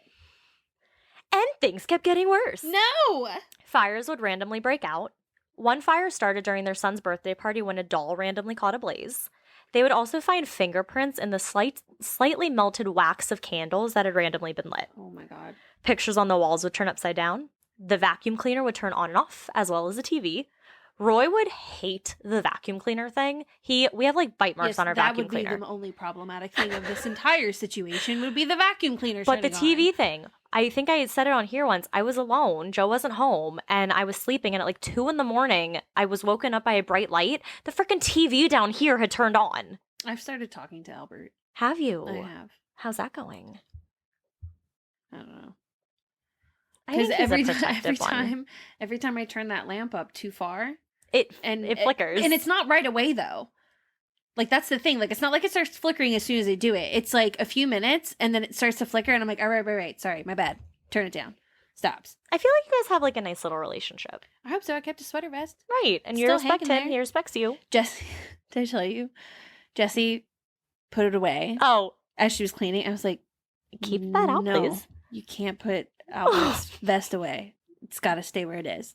Like, I was doing laundry, and I was, like, doing sheets, and I was trying to hang some up on the little doors, and the sweater kept falling, and I was like, I'm so sorry. So sorry. Oh, how cute. I don't know if it's living by myself. I just talk to myself all the time. Nah, we'll believe there's an Albert there. That makes me feel a little better. Yeah. Yeah. So music playing toys would also turn on by themselves. And at one point, a lamp was thrown at Tony's mother.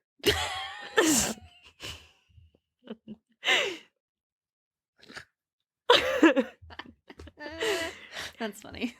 Tony would report hearing scratches in the walls behind his headboard. He described it as, quote, almost like you had an animal digging to get out of the walls. Stop.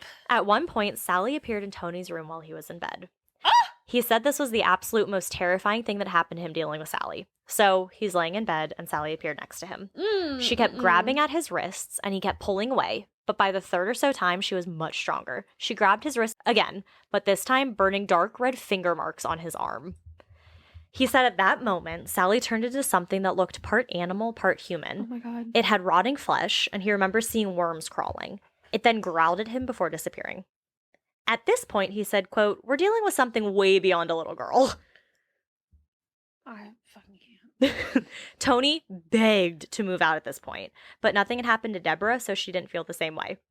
A bitch! Are you fucking kidding me? Divorce? Immediately? Goodbye! Right! Like, they didn't immediately move out because Deborah wanted to know why all of this was happening to Tony. Deborah, get the fuck out of here. Get the fuck out of here, like, Deborah. Your husband has scratches on him. I was about to say something funny and inappropriate. A sexual reason of getting scratches? That's what I was going to say. Then one day, a few months after all of this, apparently on October 31st, 1993, Tony was in the kitchen by himself getting a glass of orange juice. We are very specific with the orange juice. He poured his juice, put it back in the fridge, closed the fridge, and as he turned around, he saw a little girl standing there. Stop! Okay, so, that's the other thing. I've started getting really freaked out at night if I have to open my linen closet door because it opens just enough that I can't see into the rest of my apartment. Oh, I don't like that. No. So at night when the rest of my apartment's dark, but my bedroom is lit, right, and I have to open the linen closet to put something away, I'm like, I'm going to close this, and one day there's going to be someone behind this door. Stop.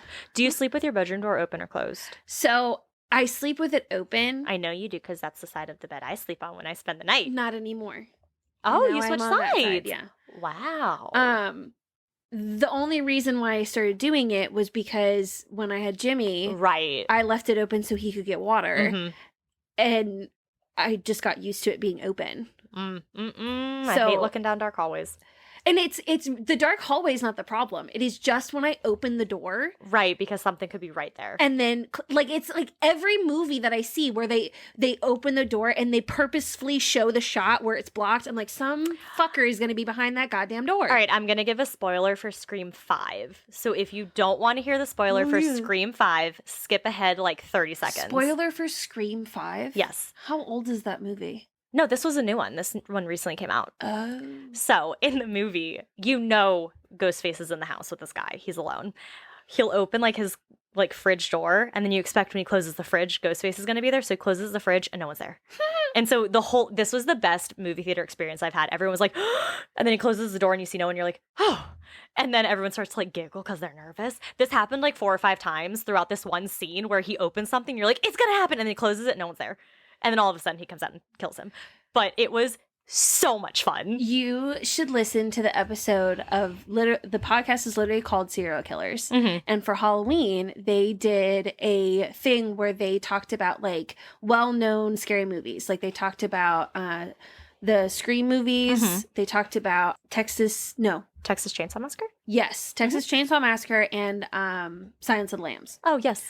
And they talked about the real life versions. Oh, I think we mentioned this last episode or the episode before. But they talk about Scream. Oh. And they also talk about like the movie too. It is based off of a guy. Right. Yeah. And the other thing, like the guy who wrote it, he had been alone in a house and something had happened and it like made him like think of that.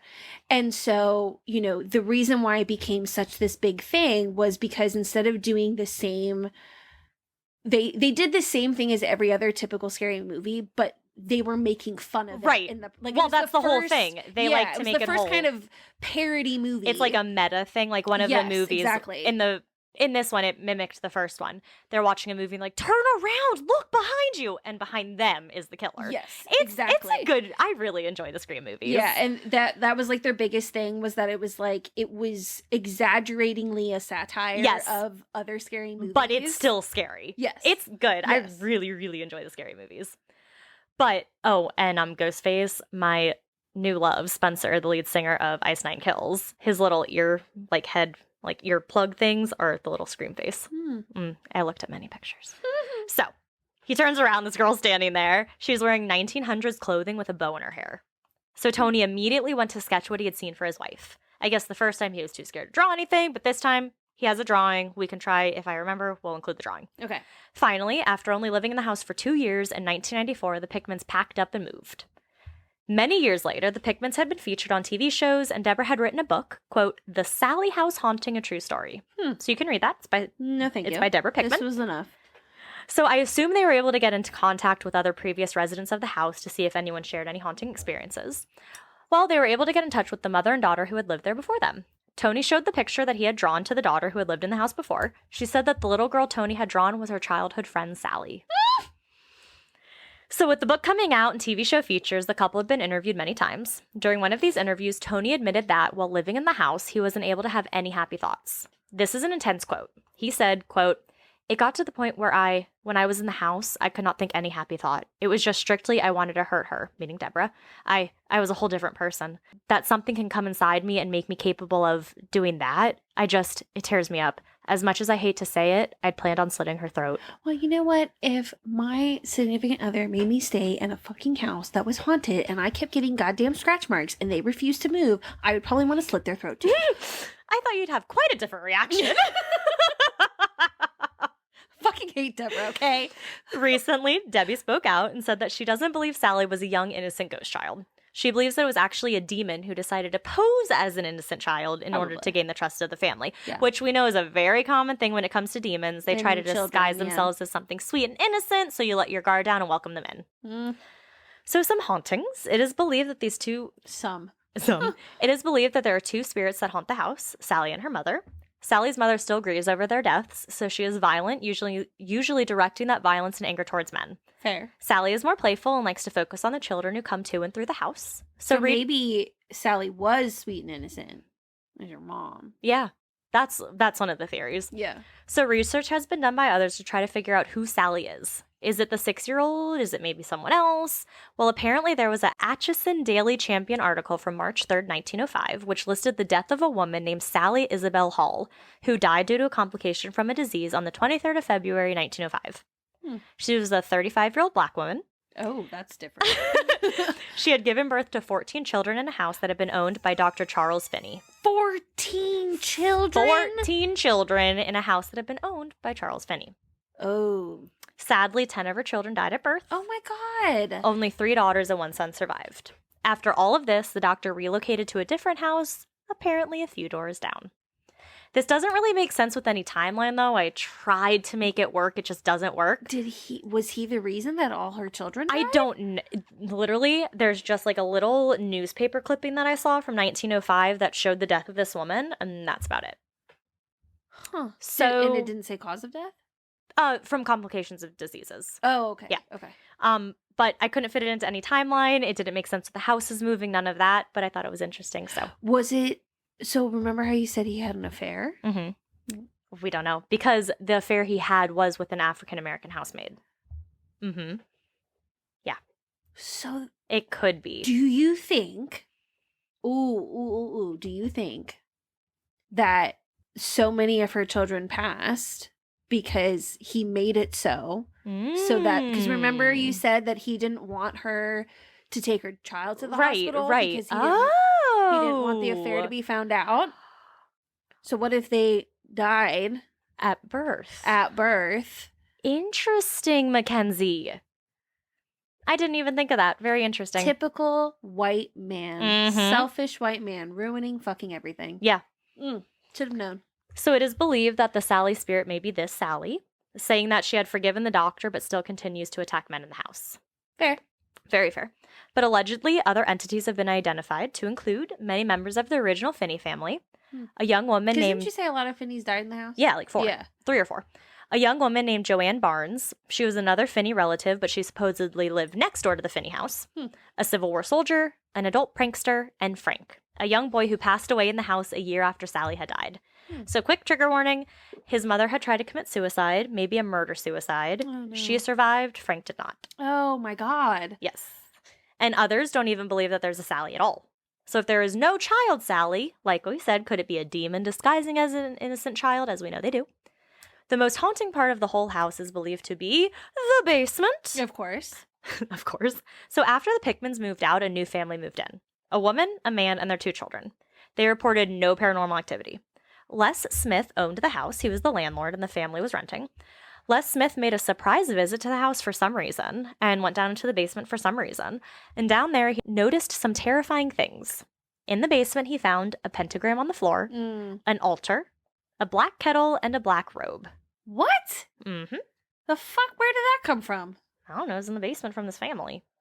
From this family? This new family that had just moved in. They put it there. That's what it is believed. Oh. So many believe that this tenant was a Satan worshiper and was performing rituals in the basement. Maybe that's why they were left alone. Because they were, like, tight with the demons. Maybe. Yeah, maybe. So today, there is still a large black mark on the floor, allegedly right where the rituals took place, where that pentagram had been. It looks like it's tried to have been scrubbed away, but it's not scrubbed away. Many believe that this is where the demon lives. It's said to live in this creepy dark hole that's in the back of the basement. And it is thought that there is even a demon portal in this basement. Those who have been in here have reported that they have had bricks and rocks thrown at them. So I will talk about BuzzFeed Unsolved Supernatural soon. Oh my God. Love that them. Show is like, I started watching it as like kind of like my fall asleep show. And it always killed me that Ryan, every time he quotes something, he goes, quote, blah, blah, blah, end quote. I'm like, you don't have to say end quote. Like, it drives me nuts. Like, just, if you said someone says, obviously you know you're about to say a quote. But maybe he doesn't know. He wants people to know when the quote is done. Okay, but if you watch all of those videos. Oh, they have the transcript. They literally have the fucking transcript. Yeah. So in the episode where they visit the demon house, they had talked to a priest beforehand. The priest said that if a demon had been summoned to a house, then that is the demon's, quote, home, end quote, and that activity can be strong where it was summoned. So if you summon a demon in a certain area, it's going to be strong there because that's technically its home. Fair. The house had been investigated numerous times by different ghost hunting groups and shows. Did you hear me even say, quote, end quote? No. Oh, I said home, like, quote, home, end quote. I wanted to bother you, but you didn't catch it. I think I did notice that, and I was like, why the fuck did she do that? She said one word. So this house has been investigated numerous times by different ghost hunting shows and groups. Sometimes the hauntings that have been recorded have been so severe and strong that many have speculated if the hauntings are demonic in nature and believe that maybe the Sallie House is a sort of portal where spirits and entities can enter as they please. The Kansas Paranormal Group came to the house on August 13th, 2011 to do an investigation. They confirmed that, yes, a little girl named Sallie was haunting the house. But there was another spirit of a middle-aged woman, maybe her mother. They seemed to record an EVP that said, quote, I miss you, and one that responded positively to being asked, are you a woman? Aww. The women who were investigating were walking around at one point and recorded one EVP that said, quote, get back. There were definitely some weird noises recorded in the master bedroom. In the spare room, they recorded a growl and some other strange noises. No. In Sallie's actual room, they caught some EVPs that said, innocent, not tonight, push me, and a grunt. If we do ever go somewhere, we're not saying anything. We're just going to stand there in silence and see what happens. We're not going to summon anyone. No, we're you not don't summon, but what we learned when we were ghost hunting is they're more likely to engage if you're being engaging. So we would just be in a room just talking. I don't want to engage. No, but we would just be talking, and we would just have a recorder going, and that's when it would pick up more things. But sometimes you don't hear anything. You hear it afterwards when you listen back to the recording, and that's what's terrifying. Because you'll all just be quiet and you'll be talking about whatever, and then in the recording you hear something different that you didn't hear while you were recording. Because I would have to listen back to them, and oh, they were so freaky. So, some witnesses from visitors. Psychics have, of course, visited the home. Many psychics do confirm that the house holds many different spirits. Some of those psychics have even communicated with these spirits. One psychic in particular was Peter James. He had no prior knowledge about this Never house. trust anyone with 2 first names. No, right, never, never. But this guy, I don't know. So he had no prior knowledge about what this house was about or the history of it. Before even stepping foot inside the house, he said that he noticed a small little girl standing in the upstairs window. Oh my God. He was also able to discuss the deaths that had occurred here and that one of the previous residents had been a doctor. Peter said that he also felt a strong presence in 2 rooms, the master bedroom and the nursery. He felt what he believed was Sallie's spirit and tried talking to her, asking her why she had attacked Tony and what he could do to help her move on to the other side, but he didn't get any answers. He also believed that there was a portal in the house and that more than one spirit resided here. The Sallie House is visited by hundreds of guests every year, and these visitors have reported some spooky happenings. Equipment that was already in charge would stop working altogether. Batteries that were full would be drained immediately. Objects have moved in thin air. Footsteps have been heard. People have been physically touched. No. Rooms mysteriously become very cold. Even guard dogs who have been allowed in the house refuse to enter the nursery. Full-body apparitions have been seen. One of those is typically a young girl. Candles will randomly start to burn. Disembodied voices of men, women, and children can be heard throughout the house. Oh my God. The sound of something scratching the walls and furniture being dragged across the floor and moved around has been heard. See, that's the kind of shit I'm talking about that would freak me out. Oh, it is freaky. People will notice mysterious bruises and scratches on their bodies during and after they visited the house. See, I can't use that because I always have random bruises. I do too. I found a random one on my knee and I was like, what the fuck was this from? Exactly. So I can't use that as an excuse. Oh my God. The other night, Joe and I woke up randomly. He had to go to the bathroom, so of course it woke me up. And he gets back in bed and he goes to lean over to give me a kiss. And I guess I noticed that he was leaning over, so I went to turn to give him a kiss, elbowed him in the face. And I was like, I am so sorry. That's so funny. So that's probably where most of our bruises come from, is the random hits in your sleep. Right. So mainly men are the ones who report being scratched until they bleed. This has given Sallie the fun nickname. Makes me bleed my own blood. Do you know what that's from? I've heard it. I can't think of it. Dodge, duck, dip, dodge. Yup. Dodgeball. So this habit of scratching people has given Sallie the fun nickname of, quote, the man-hating ghost. Which I can get behind. You know, more power to her. Right. Some people have reported physical attacks, and some have even reported possessions. Okay. So TripAdvisor.com has some fun reviews.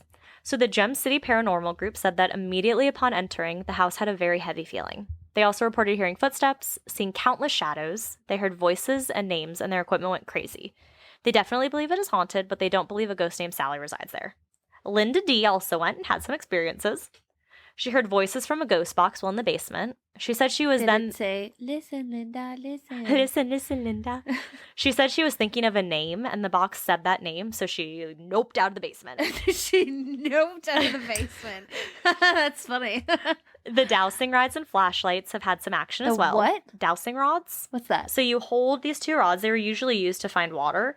And you hold them, and they have these 2 little rods that go like this with handles. And you can be like, all right, cross for yes and part for no. So you ask questions and they part and, And then the flashlight trick is you unscrew a flashlight just enough that if you tap it, it will turn on. If you tap it again, it'll turn off. And you can ask questions like, turn the flashlight on for yes, turn the flashlight off for no. So that happens a lot in the house as well. But many of the other reviews just talked about the self-guided tour and how it was so cramped, and others were just super complainy. So one past victim had a scary story. One night, she woke up to a, quote, grotesque and gaunt-looking individual not only lying next to her, but also staring at her. Casts from different TV shows have visited and have some paranormal activity occurring. Ghost Adventures Season 10, Episode 6. So I wasn't able to watch it as I don't own a streaming service that has it. But there is a Ghost Adventures fandom website. Oh. So I read that. That'll do. So Zach Bagans and his team head to the Sallie House. With them, they bring... Is that the bagel guy? Uh-huh. Okay. Zach Bagel Bites, yeah. With them, they bring Tony, the former resident. Some of their cast members got hurt while here, including Tony. Jay was scratched on the arm. Tony said he felt a burning on his neck. When they checked it out, he had a large welt. Oh. As this is occurring, a niece, a psychic who joined the group for the investigation, nearly fainted after losing her balance. Oh my God. The puck device. So this is a device also known as an obelisk. It'll say words. So you'll just talk and it'll just spurt out words. The words they caught were, quote, scratch Satan, pain kept spirits. Oh my. Relax, sir. Relax Satan building, and Monica Paula attic energy. Oh. Which, side note, is weird because when Les Smith took over the house, a linoleum test was performed. So that's the one that like can show blood. Yeah. If like you've cleaned it, it'll still show it. So it ended up showing signs of blood spatter that had been in the master bedroom's closet, as well as satanic sigils on the wall. And in the attic, a bloody sweater was reportedly found. Oh. They did the flashlight method and got some intelligent responses. They also had some equipment issues. Zach felt a presence at the top of the stairs and started to feel a, quote, stunning energy. They heard knocking, unexplained noises, and singing. Oh. A teddy bear began rolling around on its own, and a ball of light was seen. So then we go to BuzzFeed Unsolved. My favorite guys, Ryan and Shane. They, of course, visited the Sallie House, which is actually how I heard about this place in the first place. Like years and years ago, I watched this video, and I was like, oh, creepy house. So, of course, it's Ryan... on Hulu. I know. Oh, I know. So Ryan brought in some holy water. So he is us. Oh my God, Ryan kills me. I love him. When I watch it, I'm like, I feel like this is exactly what would happen if Lauren and I went somewhere. This episode, us to a T. So he brought holy water with him, and it had been blessed by that priest that I talked about later. I think I saw this episode. He held it in a water bottle. So throughout the whole episode, he's clutching this water bottle. It is hysterical. So the front door creaked when they opened it, and Ryan looked over terrified, and I was like, this is us. Like, this is Mackenzie and I. So they decided that night they would spend the night in the house. You know what it would be? It'd be you and I or Ryan, and Jessie would be Shane. Oh, absolutely. Like, she would be like, you guys are ridiculous. And you and me, I would be like, going. there was a creak. They decided that they would spend the night in the house. That's a no for me at all. Yeah, no, fuck that. They called a local paranormal investigator over, Eric Ensbrenner. So they started in Sally's room where all the stuffed animals were arranged in a nice neat circle. They started with a flashlight, did that whole thing, got a couple responses. Then they went back into the kitchen doing the flashlight trick. So I freaking love Shane. So they're asking for the entity to turn on the flashlight. Shane is just standing there saying, Demon! Demon! They asked, if you like the guy standing here, turn on.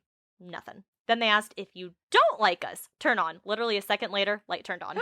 Ryan freaked out. He starts screaming, clutching his holy water, running around. I will keep talking about it, but seriously, watch the episode. It is so freaking funny. So they reset for the test. Shane keeps taunting it, saying it doesn't have the power to turn back on. The spirits don't have the power. If they don't really like them, turn it back on. Turned right back on. Then they asked to turn the light off, and off it went. And as they're talking, the flashlight started rolling back and forth on the counter. Stop. So it made this noise, and Shane goes, Ryan, it's a car outside. And Ryan goes, no, it's not. It's the flashlight rolling. And you see the flashlight rolling. So they went down into the basement, of course, to do some investigations. Shane laid on the spot on the pentagram, like where it had been. Of course he did. Of course. Of course he did. While laying on it, he asked, if you want to eat my heart, turn the light on. If you want to eat Ryan's heart, turn the light on. Your pal Ryan Bagara. We are a package deal. And then the light turned on. No! Then Eric, the other investigator, immediately said, turn the light off for us, please, for Ryan's sake. And it turned off. So Ryan is sitting here in the basement clutching his holy water. I would literally be in the fetal position.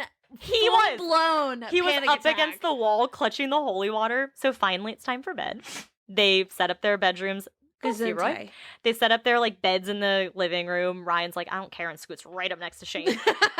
So Shane falls asleep, no problem. Of course. Ryan could not do it for hours and hours. He's just like that thing where you're waiting for any noise. This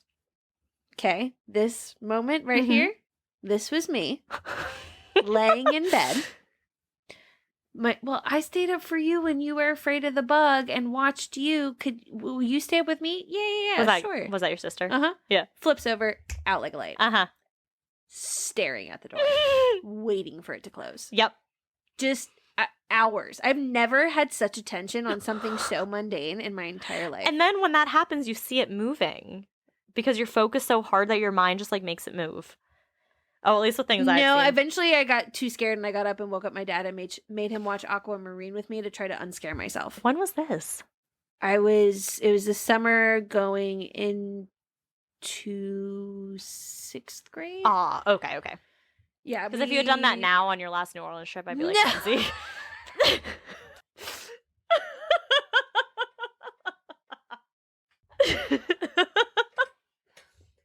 No. No. Although my sister did give me shit because the last time that we were in New Orleans all together, they went to the Death Museum and I said, absolutely the fuck not. And then this time you were and then I was leading it. Can we go to the Death Museum? And my sister was like, the fuck? You're like, I got the interest now. Right? I was like, I like things now because now I know nothing's going to pop out at me. Right. I thought before that it was like a scary thing. Scary museum, yeah. And I didn't trust my sister when it came to scary stuff. Valid.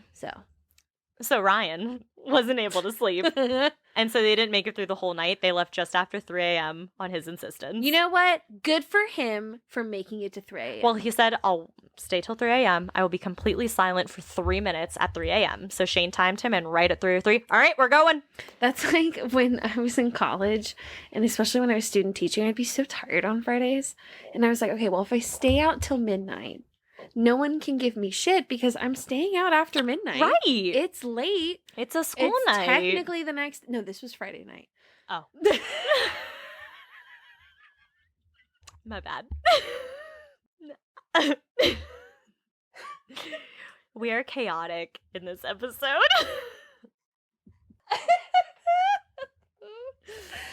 You were so ready to give me the benefit of the doubt. I got you. I'm here to defend you. Night, I got your back no matter what, Mackenzie. Nah, it was Friday night. I was tired. 12:01. Lindsay and I were out and we walked home.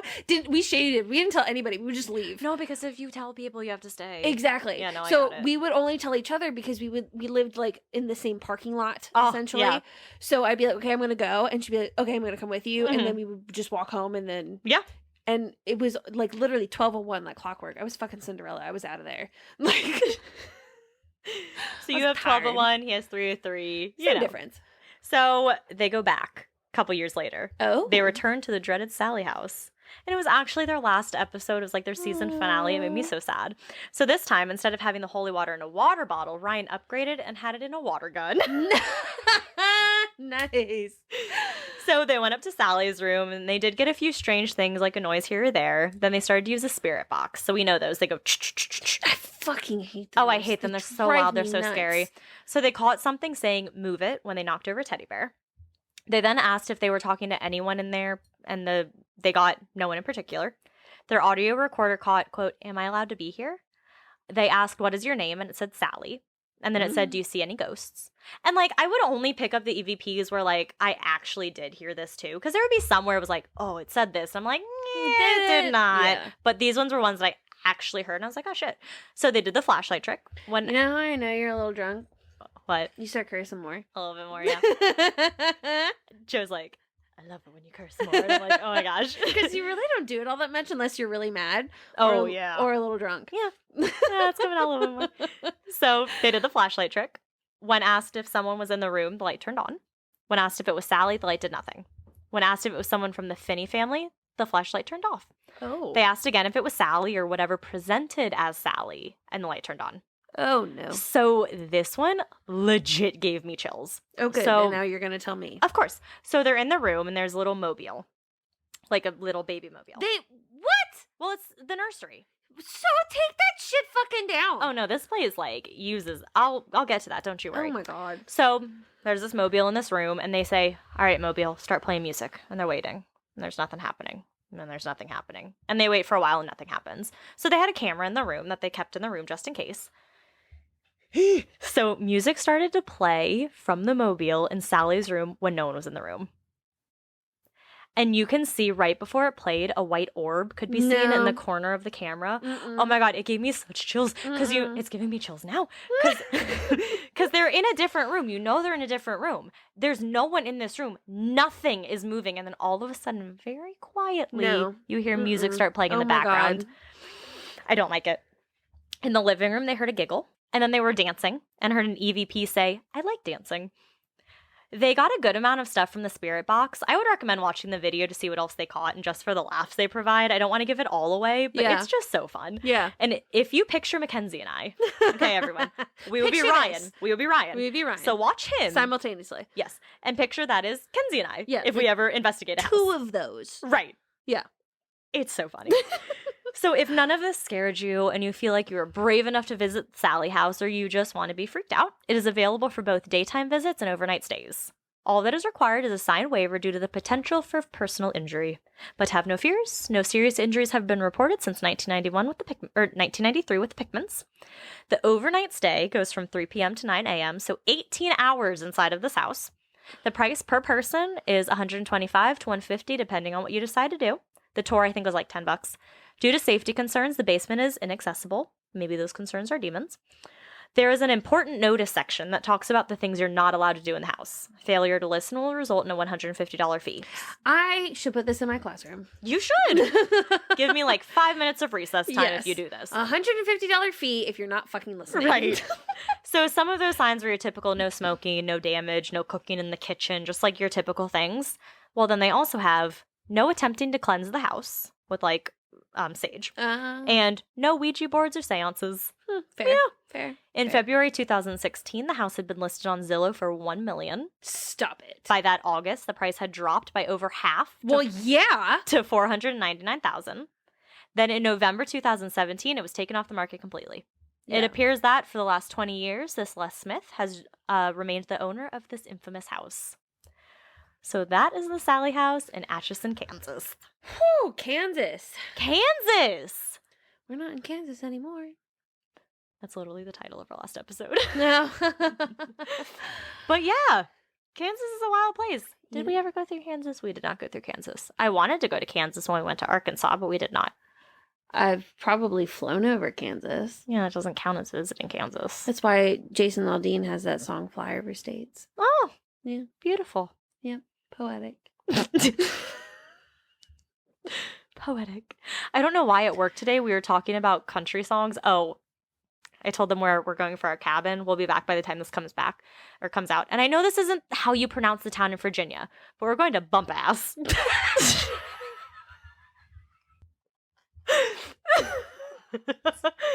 It's like Bump Ass or something, Virginia, but it's literally spelled Bump Ass. So we're going to Bump Ass, Virginia. And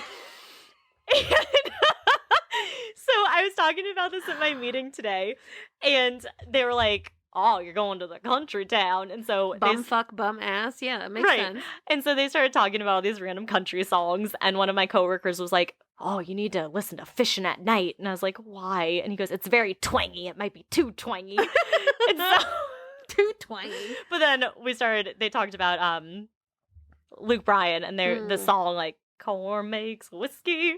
Oh, that one. Yeah. And then it was stuck in my head all day, but that reminded me of Kansas. Yeah. Oh, like because you said flyover state. Oh, in country singers. Right. There's the connection. Yes. The couple of podcasts I've been listening to have, oddly enough, both mentioned the country song by I think it's Alan Jackson, Chattahoochee. Oh! Chattahoochee.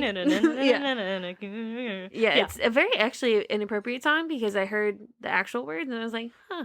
Isn't that something about a coochie? That's in Alabama, right? I have or no Georgia? idea. Because I think we passed over the Chattahoochee. Yes, it is in Georgia because the co-host is from Georgia and she was like, yes. When we were visiting Jared in Fort Benning, we would cross from Georgia into Alabama all the time because it's right on the border. Oh, okay. And we would cross over the Chattahoochee. Yeah. And that song always, I was like, Chattahoochee. Yeah. There is a river in Pennsylvania.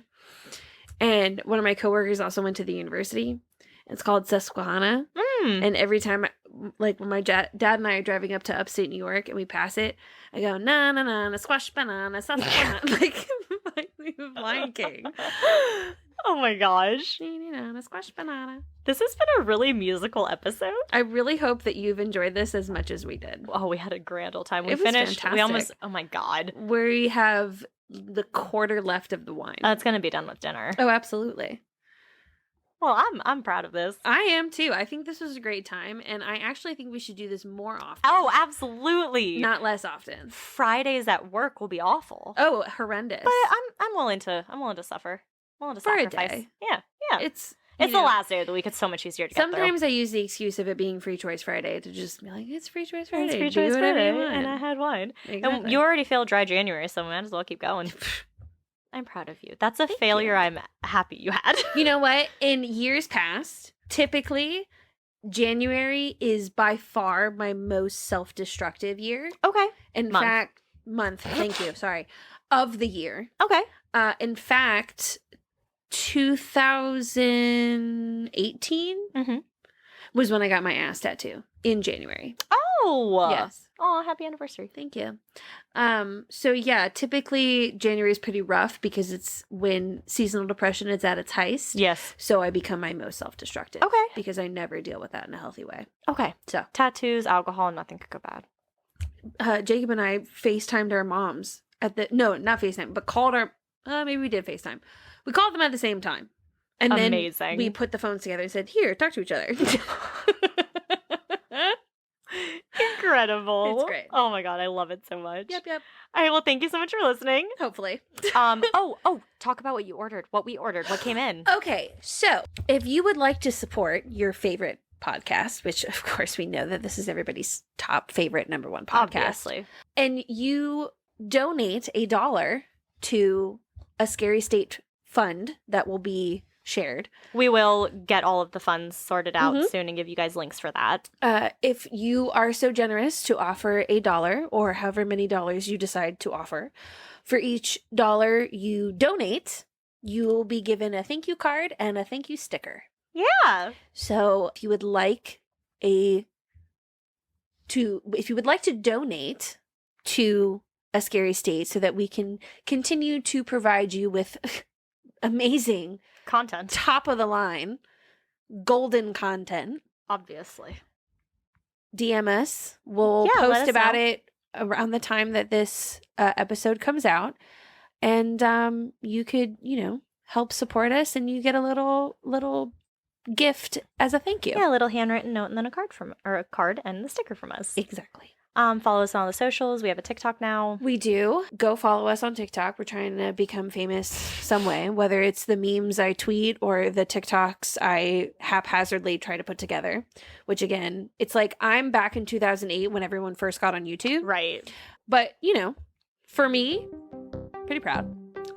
Please rate and review us on iTunes. Oh, yeah, definitely do that. Like us on Spotify. Just do all the ways to support us. We would really appreciate it. Yes, we would. We appreciate you appreciating us. Exactly. So I guess there's nothing left to say but stay scary. Stay safe.